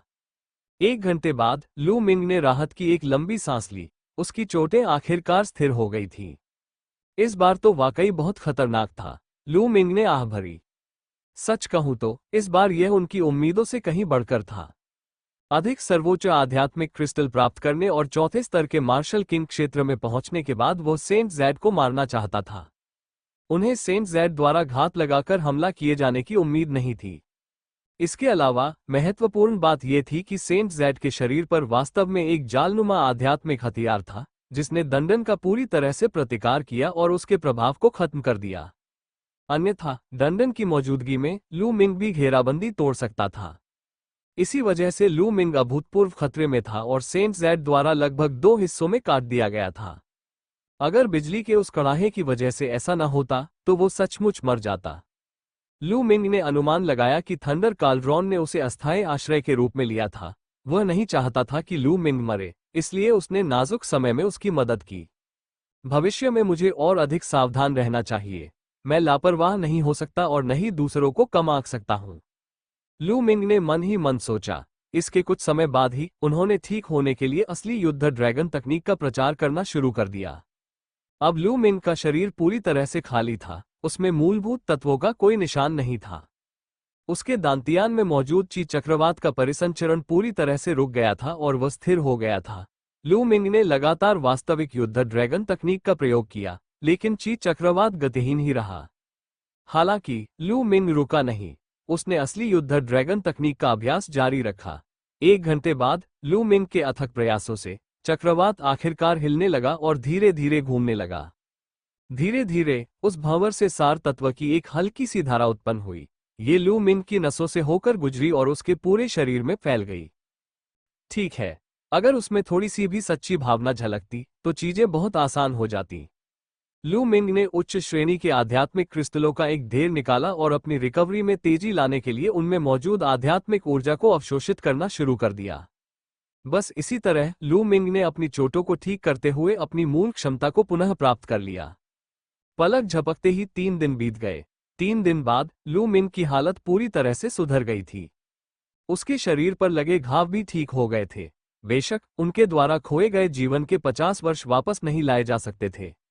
लू मिंग पालथी मारकर बैठा था और अपने हाथ में नीले रंग के जेड कार्ड से खेल रहा था। वह गहरी सोच में डूबा हुआ था। यह जेड की पट्टिका वही थी जिस पर उस रहस्यमय क्रिस्टल शिरा का स्थान दर्ज था जिसका उल्लेख संत जेड ने किया था। लू मिंग ने पहले ही एक नजर डाल ली थी। वाकई अंदर एक नक्शा था, उसमें रहस्यमय क्रिस्टल शिरा का स्थान अंकित था। हालांकि लू मिंग तुरंत वहां नहीं पहुंचा। क्या शेंगयू सचमुच इतनी दयालु है कि मुझे रहस्यमय क्रिस्टल शिरा का स्थान बता देगी? भले ही यह मेरे जीवन के लिए ही क्यों ना हो, मेरे पास किसी भी जाल से सावधान रहने के अलावा कोई विकल्प नहीं है। लू मिंग सोचने लगा। मिंग मन ही मन सोचने लगा कि कहीं कोई जाल तो नहीं बिछाया गया है। हालांकि वो इतनी आसानी से हार मानने को तैयार नहीं था। यह एक गहन अर्थ वाली क्रिस्टल शिरा थी जिसमें कम से कम 100 टुकड़े थे। 100 आशय संवेदी क्रिस्टल लगभग 1 लाख सर्वोच्च श्रेणी के आध्यात्मिक क्रिस्टलों के बराबर थे। हालांकि यह कीमत बहुत अधिक नहीं थी, लेकिन आशय संवेदी क्रिस्टलों के मूल्य का आकलन करना संभव नहीं था। बाजार में भले ही आपके पास 1 लाख सर्वोच्च श्रेणी के स्पिरिट क्रिस्टल हो, फिर भी आप शायद 100 इंटेंट क्रिस्टल नहीं खरीद पाएंगे। कीमत तो थी लेकिन बाजार नहीं था। इसके अलावा इस बात की अत्यधिक संभावना थी कि मध्य श्रेणी के इंटेंट क्रिस्टल शिरा में दिखाई देंगे। लू मिंग इसे बिल्कुल भी गंवाना नहीं चाहता था। जो भी हो, मैं पहले अपनी साधना में सुधार करूंगा। जब मैं चौथे स्तर के मार्शल किंग के स्तर पर पहुंचकर किंग के निचले स्तर में प्रवेश करूंगा, तो मुझे हराने वाले किंग के स्तर के बहुत कम लोग होंगे। लू मिंग की आंखें चमक रही थीं। फिर उसने शेन परिवार के 17 युवकों के सभी संग्रहण छल्ले निकाले, उनमें मौजूद सर्वोच्च श्रेणी के आध्यात्मिक क्रिस्टलों को छांटा और उनकी गिनती की। 820,000 सर्वोच्च आध्यात्मिक क्रिस्टल। शेन परिवार के 17 युवकों के संग्रहण छल्लों में सर्वोच्च आध्यात्मिक क्रिस्टल के 8,20,000 टुकड़े थे। लू मिंग बेहद खुश था। ये पहली बार था जब उसके पास इतने सारे उच्च श्रेणी के पवित्र क्रिस्टल थे। अकेले सेंट जेड से ही 2,10,000 टुकड़े प्राप्त हुए थे। लू मिंग ने सबसे उत्तम श्रेणी का स्पिरिट क्रिस्टल खुशी खुशी अपने पास रख लिया। उसने अभी तक बाकी चीजों की जांच नहीं की थी। ठीक है, चलिए इस क्रांतिकारी कदम की शुरुआत करते हैं। लू मिंग की आंखें चमक उठी। उसने हाथ हिलाया और 50,000 उच्च श्रेणी के आध्यात्मिक क्रिस्टल प्रकट हो गए। बैंग बैंग बैंग, सभी 50,000 सर्वोच्च आध्यात्मिक क्रिस्टल फट गए और उनसे निकली प्रचुर आध्यात्मिक ऊर्जा को 9 ड्रैगन की वंश परंपरा ने सोख लिया। अनंत आध्यात्मिक ऊर्जा आवश्यक मूल तत्व में परिवर्तित हो गई और लू मिंग ने मार्शल किंग क्षेत्र के चौथे स्तर में प्रवेश करना शुरू कर दिया। मार्शल किंग के स्तर 3 और 4 के बीच एक विभाजक रेखा थी। इसे पार करने से व्यक्ति की शक्ति में काफी वृद्धि होती थी, लेकिन यह बहुत कठिन भी था।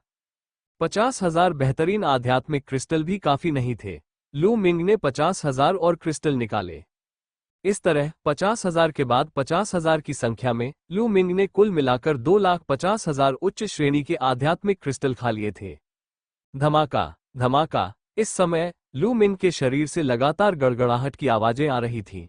उसके दांतियान में चक्रवात तेजी से घूम रहा था और समृद्ध एवं सघन सार तत्व एक बड़ी नदी के पानी की तरह गड़गड़ाहट कर रहा था। 2 घंटे बाद लू मिंग ने अचानक अपनी आंखें खोली। उसकी आंखों से 2 तेज रोशनी निकली। मैंने आखिरकार मार्शल किंग क्षेत्र के चौथे स्तर को पार कर लिया है। लू मिंग सर्वोच्च मंदिर से बाहर निकला और एक पर्वत शिखर पर प्रकट हुआ। धमाका। लू मिंग ने अपने सार तत्व को प्रदर्शित किया और अपना पैर पटका। जीवन शक्ति से भरा पैर पर्वत शिखर पर पड़ा। ऐसा लगा मानो सैकड़ों लाखों पाउंड के भार से पर्वत शिखर पर बमबारी हुई हो। उससे एक जोरदार गर्जना हुई और फिर अचानक विस्फोट हो गया। पत्थर उड़ने लगे और धूल आसमान में छा गई। ऐसा लग रहा था मानो दुनिया का अंत हो रहा हो। एक ही कदम में 1000 मीटर ऊंची पर्वत चोटी टुकड़ों में बिखर गई। ये भयावह था। लू मिंग हवा में तैर रहा था और अपने शरीर के मूल तत्व को ध्यान से महसूस कर रहा था। लेवल 4 मार्शल किंग का स्तर वाकई शक्तिशाली है। इसकी वास्तविक जीवन शक्ति लेवल 3 मार्शल किंग के स्तर से 7 गुना अधिक है। हालांकि मेरी युद्ध शक्ति में उतना सुधार नहीं हुआ है। लू मिंग ने बुदबुदाया, एक साधारण स्तर 4 के निचले स्तर का राजा योद्धा स्तर 3 के राजा से 2 स्तर अधिक शक्तिशाली था। उदाहरण के लिए शेंगजियांग एक शीर्ष स्तर का चौथे दर्जे का मार्शल किंग था, जिसका अर्थ था कि उसकी युद्ध शक्ति एक औसत शीर्ष स्तर के तीसरे दर्जे के मार्शल किंग की तुलना में 2 स्तर अधिक थी। हालांकि लू मिंग ने लेवल 4 मार्शल किंग के स्तर को पार कर लिया था, लेकिन उसकी युद्ध शक्ति में 2 स्तरों की वृद्धि नहीं हुई थी। चौथे स्तर के मार्शल किंग के इतने शक्तिशाली होने का कारण ये था कि उनका वास्तविक सार कहीं अधिक सघन और शक्तिशाली था। दूसरा कारण ये था कि उनमें दृढ़ इच्छा शक्ति थी। एक निम्न स्तरीय राजा का इरादा क्षेत्र पहले ही पहले स्तर के निचले स्तर में प्रवेश कर चुका था, जिससे किसी की युद्ध शक्ति में काफी वृद्धि हुई थी। हालांकि लू मिंग की इच्छा शक्ति पहले ही प्रथम स्तर के निचले स्तर पर पहुंच चुकी थी। अब जब वह मार्शल किंग क्षेत्र के चौथे स्तर पर पहुंच गया था, तब भी उसकी इच्छा शक्ति में कोई सुधार नहीं हुआ था। इसलिए लू मिंग की युद्ध शक्ति 2 स्तरों से नहीं बल्कि 1 स्तर से अधिक बढ़ गई थी। लू मिंग का अनुमान था कि अगर वो अभी पूरी ताकत लगा दे तो वो छठे स्तर के मार्शल किंग के शुरुआती चरण से कमजोर नहीं होगा। उसके लिए छठे स्तर के सर्वोच्च मार्शल किंग से बच निकलना कोई समस्या नहीं होनी चाहिए। जब मेरी अग्नि अवधारणा एक आशय प्रतीक को संघनित करती है तो मेरी युद्ध शक्ति में भारी वृद्धि होगी।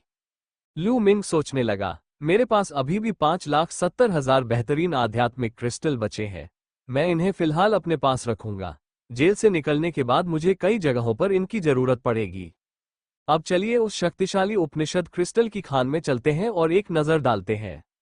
लू मिंग प्रकाश की एक धारा में परिवर्तित हो गया और जेड कार्ड पर अंकित पते की ओर पूरी गति से उड़ गया। लगभग 10 लाख मील की उड़ान भरने के बाद वो असीम पर्वतों से घिर गया। उन पर्वतों में कई विशालकाय राक्षसी जनजातियां थीं। हालांकि यहाँ के सभी विशालकाय दानव कबीले 10,000 से अधिक सदस्यों वाले बड़े कबीले थे। उनमें कई शक्तिशाली प्राणी भी थे। लू मिंग अकेले इतने बड़े दानव कबीले पर हमला करने का साहस नहीं कर पा रहा था। यदि पर्वलैक दानव जाति का कोई राजा प्रकट होता तो उसकी मृत्यु निश्चित होती। यही इलाका है। लू मिंग की आंखों में चमक आ गई। नक्शे पर बने निशानों के अनुसार यह इसी क्षेत्र में होना चाहिए। लू मिंग आकाश में बहुत ऊपर उड़ गया और एक बादल में छिप गया।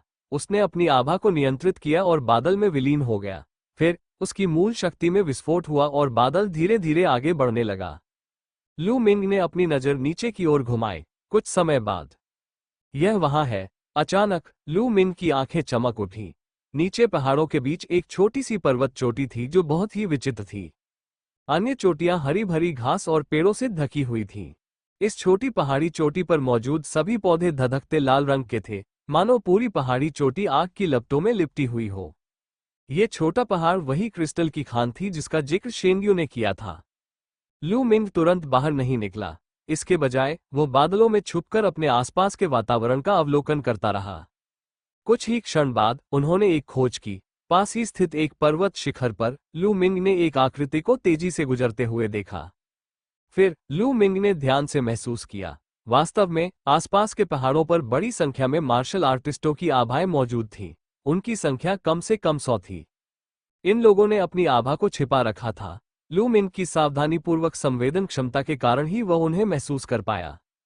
ये तो वाकई एक जाल है। ये लोग शायद शेंग परिवार से हैं। उस शेंग्यू की नीयत वाकई खराब है। उसने मुझे यहाँ फंसाया है। अगर मैं ऐसे ही भाग निकला तो मेरे टुकड़े टुकड़े हो जाएंगे।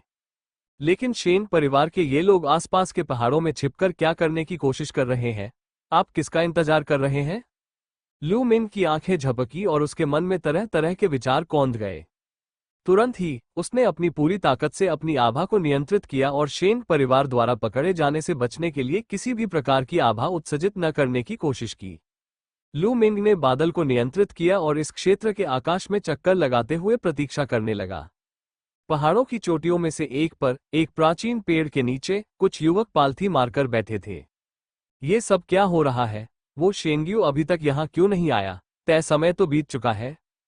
लंबे कद के युवकों में से एक ने नाखुशी से कहा, मुझे खबर मिली है कि वो आदमी लू मिंग नाम के एक व्यक्ति का पीछा कर रहा है। वो शिंगचेन के युवा स्वामी के सामने अपनी प्रतिष्ठा साबित करने के लिए संघर्ष कर रहा है। एक अन्य युवक, जिसका चेहरा पीला था, ने उपहास किया। वो शेंग्यू तो बस रोजाना युवा स्वामी शिंगचेन की चापलूसी करना चाहता है। छोड़ो भी, उसके कुछ लोगों के चले जाने से कोई फर्क नहीं पड़ता।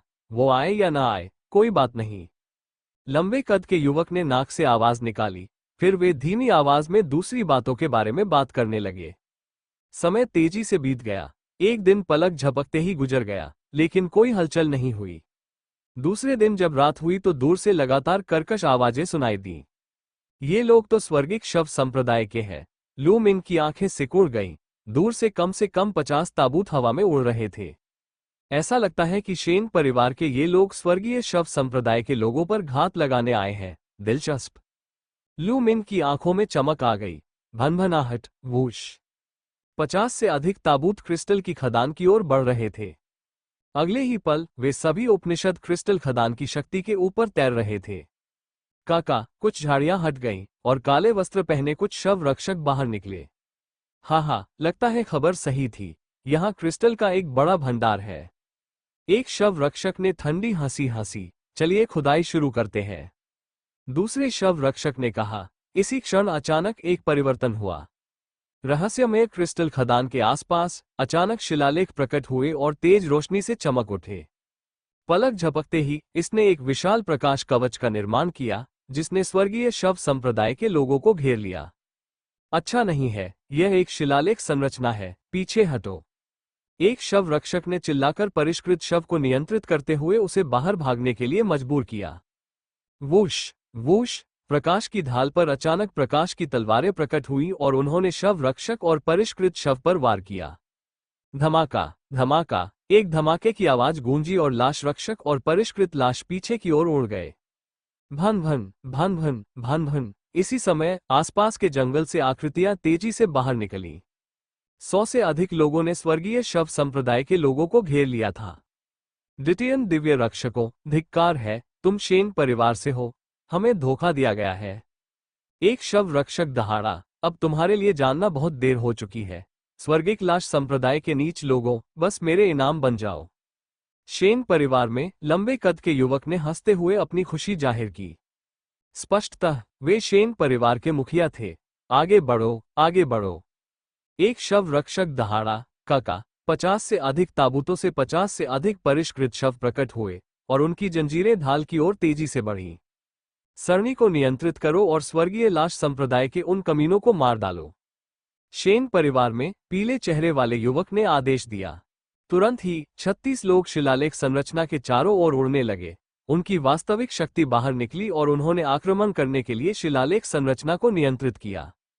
जैसे जैसे शिलालेख आपस में लड़ते गए, प्रकाश और भी चकाचौंध भरा होता गया। तलवार की ऊर्जा की किरणें उत्पन्न हुई और उन्होंने स्वर्गीय शव संप्रदाय और परिष्कृत शवों पर आक्रमण किया। धमाका धमाका, कुछ देर तक गड़गड़ाहट की आवाजें जारी रहीं। कुछ गलत है। इसी क्षण थोड़े पीले चेहरे वाले युवक ने बोलना शुरू किया। क्या गलत? लंबे कद के युवक ने पूछा। शव रक्षकों की संख्या सही नहीं है। पंक्ति में केवल 20 शव रक्षक है। हालांकि 50 ताबूत है, लेकिन अभी अभी प्रत्येक ताबूत में केवल एक ही परिष्कृत शव था। पीले चेहरे वाले युवक ने भौहें चढ़ाईं। फिर अचानक उसकी आंखों में चमक आई और वह चिल्लाया, अच्छा नहीं हुआ। स्वर्गिक शव संप्रदाय के केवल कुछ ही लोग अंदर आए हैं। क्या? लंबा युवक स्तब्ध रह गया। हे पवित्र बास, तुम्हारा दिमाग अभी भी पहले की तरह ही तेज है। इसी समय आकाश से अचानक एक ठंडी हंसी सुनाई दी। भनभनाहट, वूश। चारों ओर से हवा के टूटने की आवाज आई और काले वस्त्र पहने शव रक्षक एक के बाद एक प्रकट हुए। चारों दिशाओं में कम से कम 30 शव रक्षक तैनात थे। प्रत्येक शव रक्षक के पीछे 2 या 3 परिष्कृत शव थे। उन्होंने बीच में शेन परिवार को घेरते हुए एक घेरा बना रखा था। शेन परिवार के सभी सदस्य पीले पड़ गए। हे, भौनों के बीच एक काले तिल वाले एक शव रक्षक ने शेन परिवार के लोगों को देखकर व्यंग्य भरी मुस्कान दी। जब मुझे ये खबर मिली तो मुझे कुछ अजीब लगा। एहतियात के तौर पर मैंने कुछ लोगों को पहले जाने के लिए बुलाया। जैसा कि उम्मीद थी, यह आपके शेन परिवार द्वारा बिछाया गया जाल है। हमें मारना इतना आसान नहीं है। तो क्या हुआ अगर तुम सबको पता है? तुम्हारे कुछ सैनिक उस गठन में फंस जाएंगे। अगर तुम्हारे कुछ सैनिक मारे गए तो भी तुम मरोगे ही। थोड़े पीले चेहरे वाले युवा पवित्र ईगल ने ठंडे स्वर में कहा। अरे सच में, आज तो तुम लोग मरोगे। मार डालो। तिल वाले शव रक्षक की आंखों में हिंसा और हत्या का इरादा झलक रहा था और वो दहाड़ उठा। मारना, मारना। जैसे ही परिष्कृत शवों ने अपनी जंजीरें लहराई और शेन परिवार पर हमला किया, शव रक्षकों ने दहाड़ लगाए। मारना। पवित्र चील भी दहाड़ी और उसके शरीर से एक उग्र आभा फैल गई। उसकी भुजाएं कांप उठी और एक चील की तरह वो अपनी भौहों के बीच तिल लिए हुए शव रक्षक की ओर झपटी। उनकी अपार शक्ति का पूर्ण प्रदर्शन हो रहा था। उनकी साधना का स्तर लेवल 6 मार्शल किंग के मध्य चरण में था। मारना। भौहों के बीच तिल लिए हुए शव रक्षक ने ठंडी आवाज में चिल्लाया। उसके बगल में छठे स्तर के मार्शल किंग क्षेत्र के मध्य चरण में मौजूद 2 परिष्कृत शव पवित्र ईगल की ओर दौड़े। उसी समय भौहों के बीच तिल वाला युवक भी पवित्र ईगल की ओर दौड़ पड़ा। उसकी युद्ध शक्ति भी अत्यंत भयावह थी। वह भी मध्य स्तर का 6ठे दर्जे का मार्शल किंग था। धमाका, धमाका। कुछ विस्फोटों के साथ पवित्र ईगल ने अकेले ही 2 परिष्कृत शवों और उसी स्तर के एक शव रक्षक से लड़ाई लड़ी और उसे जरा भी नुकसान नहीं हुआ। युद्ध कौशल के मामले में शेन परिवार के प्रतिभाशाली लोगों का पलड़ा भारी था। स्वर्गीय शव संप्रदाय का लाभ उनके परिष्कृत शवों में निहित था। उनके पास बड़ी संख्या में परिष्कृत शव थे और वे अजेय थे तथा मृत्यु से भयभीत नहीं थे। धमाका, धमाका। दोनों पक्षों के बीच भीषण लड़ाई के दौरान धमाकों की आवाजें लगातार गूंजती रहीं। शिलालेख संरचना में मौजूद शव रक्षकों ने परिष्कृत शवों को भी नियंत्रित किया ताकि वे शिलालेख संरचना पर हमला कर सकें। हालांकि शिलालेखों की लड़ाई में वे बहुत मजबूत थे और उन्हें थोड़े समय में तोड़ा नहीं जा सकता था। मुझे उम्मीद नहीं थी कि मैं एक बड़े संघर्ष में फंस जाऊंगा। लू मिंग ने अपनी आभा को नियंत्रित किया और चुपचाप खड़ा होकर देखता रहा। Bang bang. इसी क्षण अभिप्रेत क्रिस्टल खदान के आसपास की जमीन ऊपर नीचे होने लगी। काले पैंथर जैसे राक्षसी जानवर जमीन से निकले और जैसे ही उन्होंने अपने पंजे लहराए, जमीन फटने लगी। यह अच्छा नहीं है। ये राक्षसी लाशें संरचना की नींव को नष्ट करने की कोशिश कर रही हैं। पवित्र बाज ने दहाड़ लगाए। उन राक्षसी लाशों पर हमला करो। शेन परिवार के लंबे युवक ने चिल्लाकर कहा। मूलतः शेन परिवार के 36 युवक जो उस संरचना को नियंत्रित कर रहे थे, अब संरचना को नियंत्रित करने की परवाह नहीं कर रहे थे। उन्होंने राक्षसी शवों पर हमला करना शुरू कर दिया। हालांकि चूंकि गठन का आधार पहले ही आंशिक रूप से नष्ट हो चुका था, इसलिए शिलालेख गठन की शक्ति काफी कमजोर हो गई थी। उस संरचना में परिष्कृत शवों ने और भी अधिक उन्मादपूर्ण ढंग से हमला किया, जिससे संरचना हिंसक रूप से हिलने लगी, मानो वो किसी भी क्षण ढह जाएगी। धत तेरी की। पवित्र चील गुर्राए। मरना। तिल से लैस शव रक्षक ने परिष्कृत शव को नियंत्रित किया और पवित्र ईगल पर हमला किया। दोनों शव रक्षकों ने उसके सामने मोर्चा संभाला और निर्भीक होकर हमला कर दिया। पवित्र चील का हमला परिष्कृत शव पर हुआ, लेकिन उससे केवल मामूली घाव ही हो सका। शव का रक्षक स्वयं उसके पीछे छिप गया और निर्ममता से हमला किया। आह! इसी क्षण किसी ने चीख मारी। शेन परिवार के किसी सदस्य की हत्या कर दी गई थी। लाश के रक्षकों पर हमला करो, परिष्कृत लाशों से मत लड़ो। पवित्र चील दहाड़ी। धमाका। इस क्षण नीचे की शिलालेख संरचना पूरी तरह से ढह गई। संरचना के भीतर मौजूद शव रक्षक और परिष्कृत शव उन्माद में बाहर निकल आए और युद्ध में शामिल हो गए। अचानक ही शेन परिवार पूरी तरह से नुकसान में आ गया। समय समय पर शेन परिवार के विशेषज्ञों की हत्या कर दी जाती थी। हालांकि स्वर्गीय शव संप्रदाय का समय भी अच्छा नहीं चल रहा था। स्वर्गीय शव संप्रदाय के शव रक्षक अपेक्षाकृत कमजोर थे और अव्यवस्थित युद्ध में उन पर घात लगाकर हमला करना आसान था। इसलिए स्वर्गीय शव संप्रदाय के शव रक्षक समय समय पर मारे जाते थे। जैसे ही स्वर्गीय शव संप्रदाय के शव रक्षक की मृत्यु होती, उसके नियंत्रण में मौजूद परिष्कृत शव बेकार हो जाते। इसलिए शेन परिवार के लोगों ने अपनी पूरी ताकत से शव रक्षकों पर हमला कर दिया। मारो, मारो, मारो। दोनों पक्ष पहले से ही हिंसक रूप से एक दूसरे को मारने पर तुले हुए थे। ऊर्जा का विस्फोट हुआ। लोहे की जंजीरें आकाश में फैल गईं और रक्त की ऊर्जा हवा में भर गई। लोग लगातार मारे जा रहे थे और जमीन पर गिर रहे थे, लेकिन कुल मिलाकर शेन परिवार पूरी तरह से नुकसान में था। कुछ ही देर में दर्जनों लोग मारे गए। शेन परिवार में कुल मिलाकर लगभग 100 लोग थे, जबकि स्वर्गीय शव संप्रदाय में केवल 50 शव रक्षक थे। प्रत्येक शव रक्षक के पास 2 से 3 परिष्कृत शव थे, इसलिए उनकी कुल संख्या लगभग 200 थी। मारना। पवित्र चील ने आध्यात्मिक हथियारों से लैस दस्ताने पहन रखे थे और उसके पंजों की चमक चौंका देने वाली थी। उसके पंजे लगातार ऐसे वार कर रहे थे मानो वो सब कुछ चीर फाड़ कर दे। हालांकि दोनों सजी धजी लाशों ने उसे कसकर रोक रखा था। उसके पीछे माथे पर तिल वाला लाश रक्षक लगातार छुपकर हमले कर रहा था।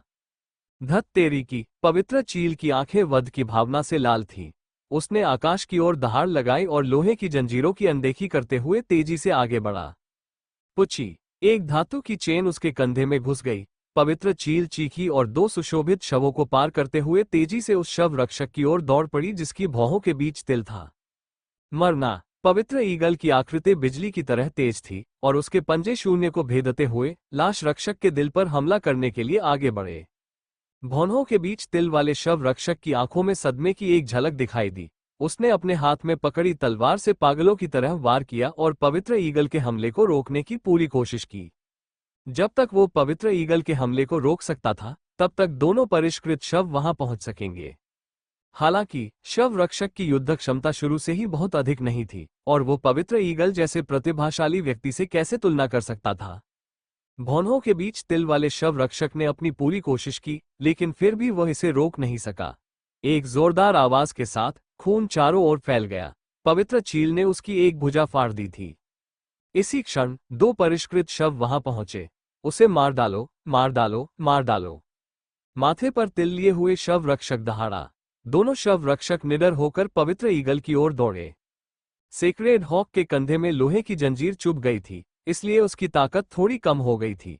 वो केवल प्रतिरोध करने की पूरी कोशिश कर सकता था। आह! इसी दौरान एक दिल दहला देने वाली चीख सुनाई दी। शेन चोंग। पवित्र चील दहाड़ी। इस बार शेन परिवार में 3 लोग ऐसे थे जो लेवल 6 मार्शल किंग स्तर तक पहुंच चुके थे। शेन यंग, वो लंबा युवक, और शेंग चोंग। हालांकि स्वर्गीय शव संप्रदाय में 3 लेवल 6 मार्शल किंग क्षेत्र के शव रक्षक और 7 परिष्कृत शव भी थे। इस समय शेन चोंग 6ठे स्तर के मार्शल किंग श्रेणी के 3 परिष्कृत शवों से घिरा हुआ था। अंत में वो जंजीरों से भेद दिया गया और एक छलनी में बदल गया। 6ठे स्तर के एक योद्धा राजा के पतन के साथ ही शेन परिवार का मनोबल काफी गिर गया। अधिकाधिक लोग मारे गए। कुल मिलाकर 50 से अधिक लोगों की मौके पर ही मौत हो गई थी। पीछे हटो, पीछे हटो। पवित्र चील दहाड़ी। अगर यही सिलसिला जारी रहा तो शेन परिवार शायद पूरी तरह से नष्ट हो जाएगा। छोड़ना इतना आसान नहीं है। माथे पर तिल वाला शव रक्षक क्रोधित हो गया। शव रक्षकों ने परिष्कृत शवों पर नियंत्रण बनाए रखा और शेन परिवार के सदस्यों को मार डाला। शेन परिवार के शेष लगभग 50 लोग एक साथ इकट्ठा हुए और एक दिशा में दौड़ पड़े। शेन परिवार के लोग इकट्ठा हुए और पीछे हटना चाहते थे, यहां तक कि स्वर्गीय शव संप्रदाय के लोग भी उन्हें रोक नहीं सके। शेन परिवार के कुछ और शवों को पीछे छोड़ते हुए वो सफलतापूर्वक घेराबंदी से बाहर निकल आया और दूर भाग गया। स्वर्गीय लाश संप्रदाय के नीच प्राणी, मैं पवित्र बास, इस ऋण को याद रखूंगा। आवाज आई और वो व्यक्ति गायब हो गया। कम से कम तुम लोग जल्दी से भाग निकले।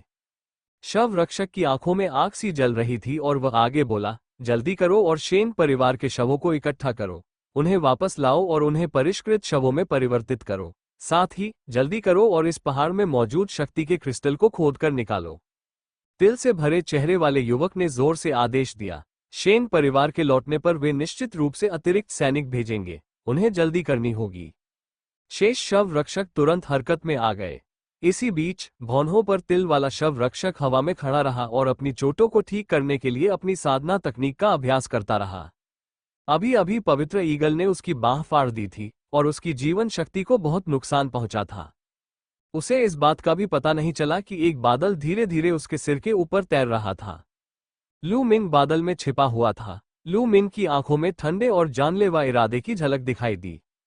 हाँ, वो कोई कदम उठाने वाला था। इन शव रक्षकों में से केवल कुछ ही 6ठे स्तर के मार्शल किंग स्तर के थे जो उसके लिए खतरा थे। जब तक वो उनमें से कुछ को एक जोरदार हमले से मार गिराता, बाकी शव रक्षकों से डरने की कोई जरूरत नहीं थी। विशेष रूप से लू मिंग ऐसे अच्छे अफसर को हाथ से जाने नहीं देगा। बिना किसी आवाज के दानव को वश में करने वाला भाला उसके हाथ में प्रकट हो गया। अगले ही पल गोकुडो पथ पर हमला।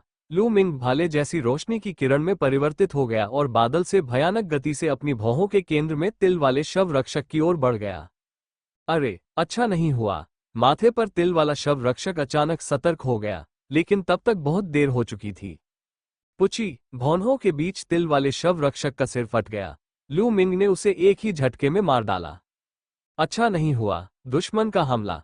अन्य शव रक्षकों ने प्रतिक्रिया व्यक्त की और सदमे और क्रोध में दहाड़ते हुए उन्होंने परिष्कृत शव को नियंत्रित किया और लू मिंग पर झपट पड़े। हालांकि लू मिंग ने 9 ड्रैगन स्वर्ग चरणों का उपयोग किया और आकाश में उड़ गया। उसने हाथ के एक इशारे से आकाश में बिजली को इकट्ठा कर लिया। मरना। लू मिंग ने अपनी हथेली नीचे की ओर मारी और बिजली से आकाश भर गया, जिसने नीचे मौजूद शव रक्षकों को क्षुद्र रूप से घायल कर दिया। चाहे वो शव रक्षक हो या परिष्कृत शव, वे सभी बिजली से बेहद डरते थे। राजा के स्तर से नीचे के शव रक्षक बिजली गिरने से चीख उठे। उनके शरीरों से भारी मात्रा में शव ऊर्जा निकली और वे जमीन पर गिरकर मर गए। और हालांकि राजा के स्तर और उससे ऊपर के शव रक्षकों की मृत्यु नहीं हुई, लेकिन उन्हें अलग अलग स्तर की चोटें आईं। मारना। लू मिंग ने अपना लंबा भाला उठाया और लाशों से घिरे रक्षकों के समूह पर हमला कर दिया। उसने जानबूझकर लेवल 6 के मार्शल किंग क्षेत्र के 2 शव रक्षकों और उनके परिष्कृत शवों से परहेज किया और लेवल 4 और लेवल 5 के मार्शल किंग क्षेत्र के शव रक्षकों को मारने पर ध्यान केंद्रित किया। छी, लू मिंग के 9 ड्रैगन स्वर्ग में कदम रखने की गति इतनी तेज थी कि उसने आसानी से परिष्कृत लाशों को चकमा दिया और लाश रक्षकों पर हमला कर दिया। इससे शव रक्षक द्वारा परिष्कृत किए गए शव बेकार हो गए। धिक्कार है, धिक्कार है। लेवल 6 मार्शल किंग क्षेत्र के 2 शव रक्षक क्रोधित हो गए। स्वर्गीय लाश संप्रदाय के नीच लोगों, मर जाओ। लू मिंग की आंखों में हत्या का इरादा साफ झलक रहा था। उसने बूढ़े जूंग और उसके साथ पूर्व से आए अन्य 49 लोगों के बारे में सोचा। उसने एक बार उनका बदला लेने की कसम खाई थी। वूश वूश, भाले की तेज रोशनी ने हिंसक रूप से वार किया और 2 अन्य लोग मारे गए। पीछे हटो, तुम सब पीछे हटो, हम उसे मार डालेंगे, 6ठे स्तर के मार्शल किंग क्षेत्र के एक शव रक्षक ने चिल्लाकर कहा। 6ठे स्तर के मार्शल किंग क्षेत्र के 2 शव रक्षकों ने 5 परिष्कृत शवों को नियंत्रित किया और लू मिंग को घेर लिया। उन्होंने लू मिंग के भागने का रास्ता रोकने के लिए लोहे की जंजीरें लहराईं। अन्य 3 निचले स्तर के राजा स्तर के शव रक्षक तुरंत पीछे हट गए। राजा के पद से नीचे के सभी शव रक्षकों की मौत हो चुकी थी। अभी अभी शेन परिवार के साथ हुए युद्ध में स्वर्गीय शव संप्रदाय ने केवल 1 दर्जन शव रक्षकों को खोया था और अभी भी 30 से अधिक लोग बचे हुए थे। लेकिन अब पलक झपकते ही लू मिंग ने उनमें से 5 को मार डाला था। लू मिंग ही उनका सबसे बड़ा दुश्मन था। सबसे अहम बात यह थी कि भौहों के बीच तिल वाले शव रक्षक को लू मिंग ने एक ही झटके में मार डाला था।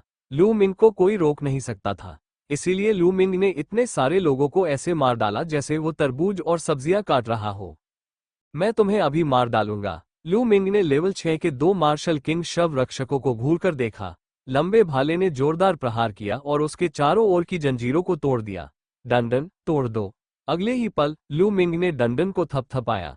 भन भन, डंडन सीधे बाहर निकला, लोहे की जंजीरों को तोड़ते हुए तेजी से गुजरा और एक मृत गार्ड के सिर को चकनाचूर कर दिया।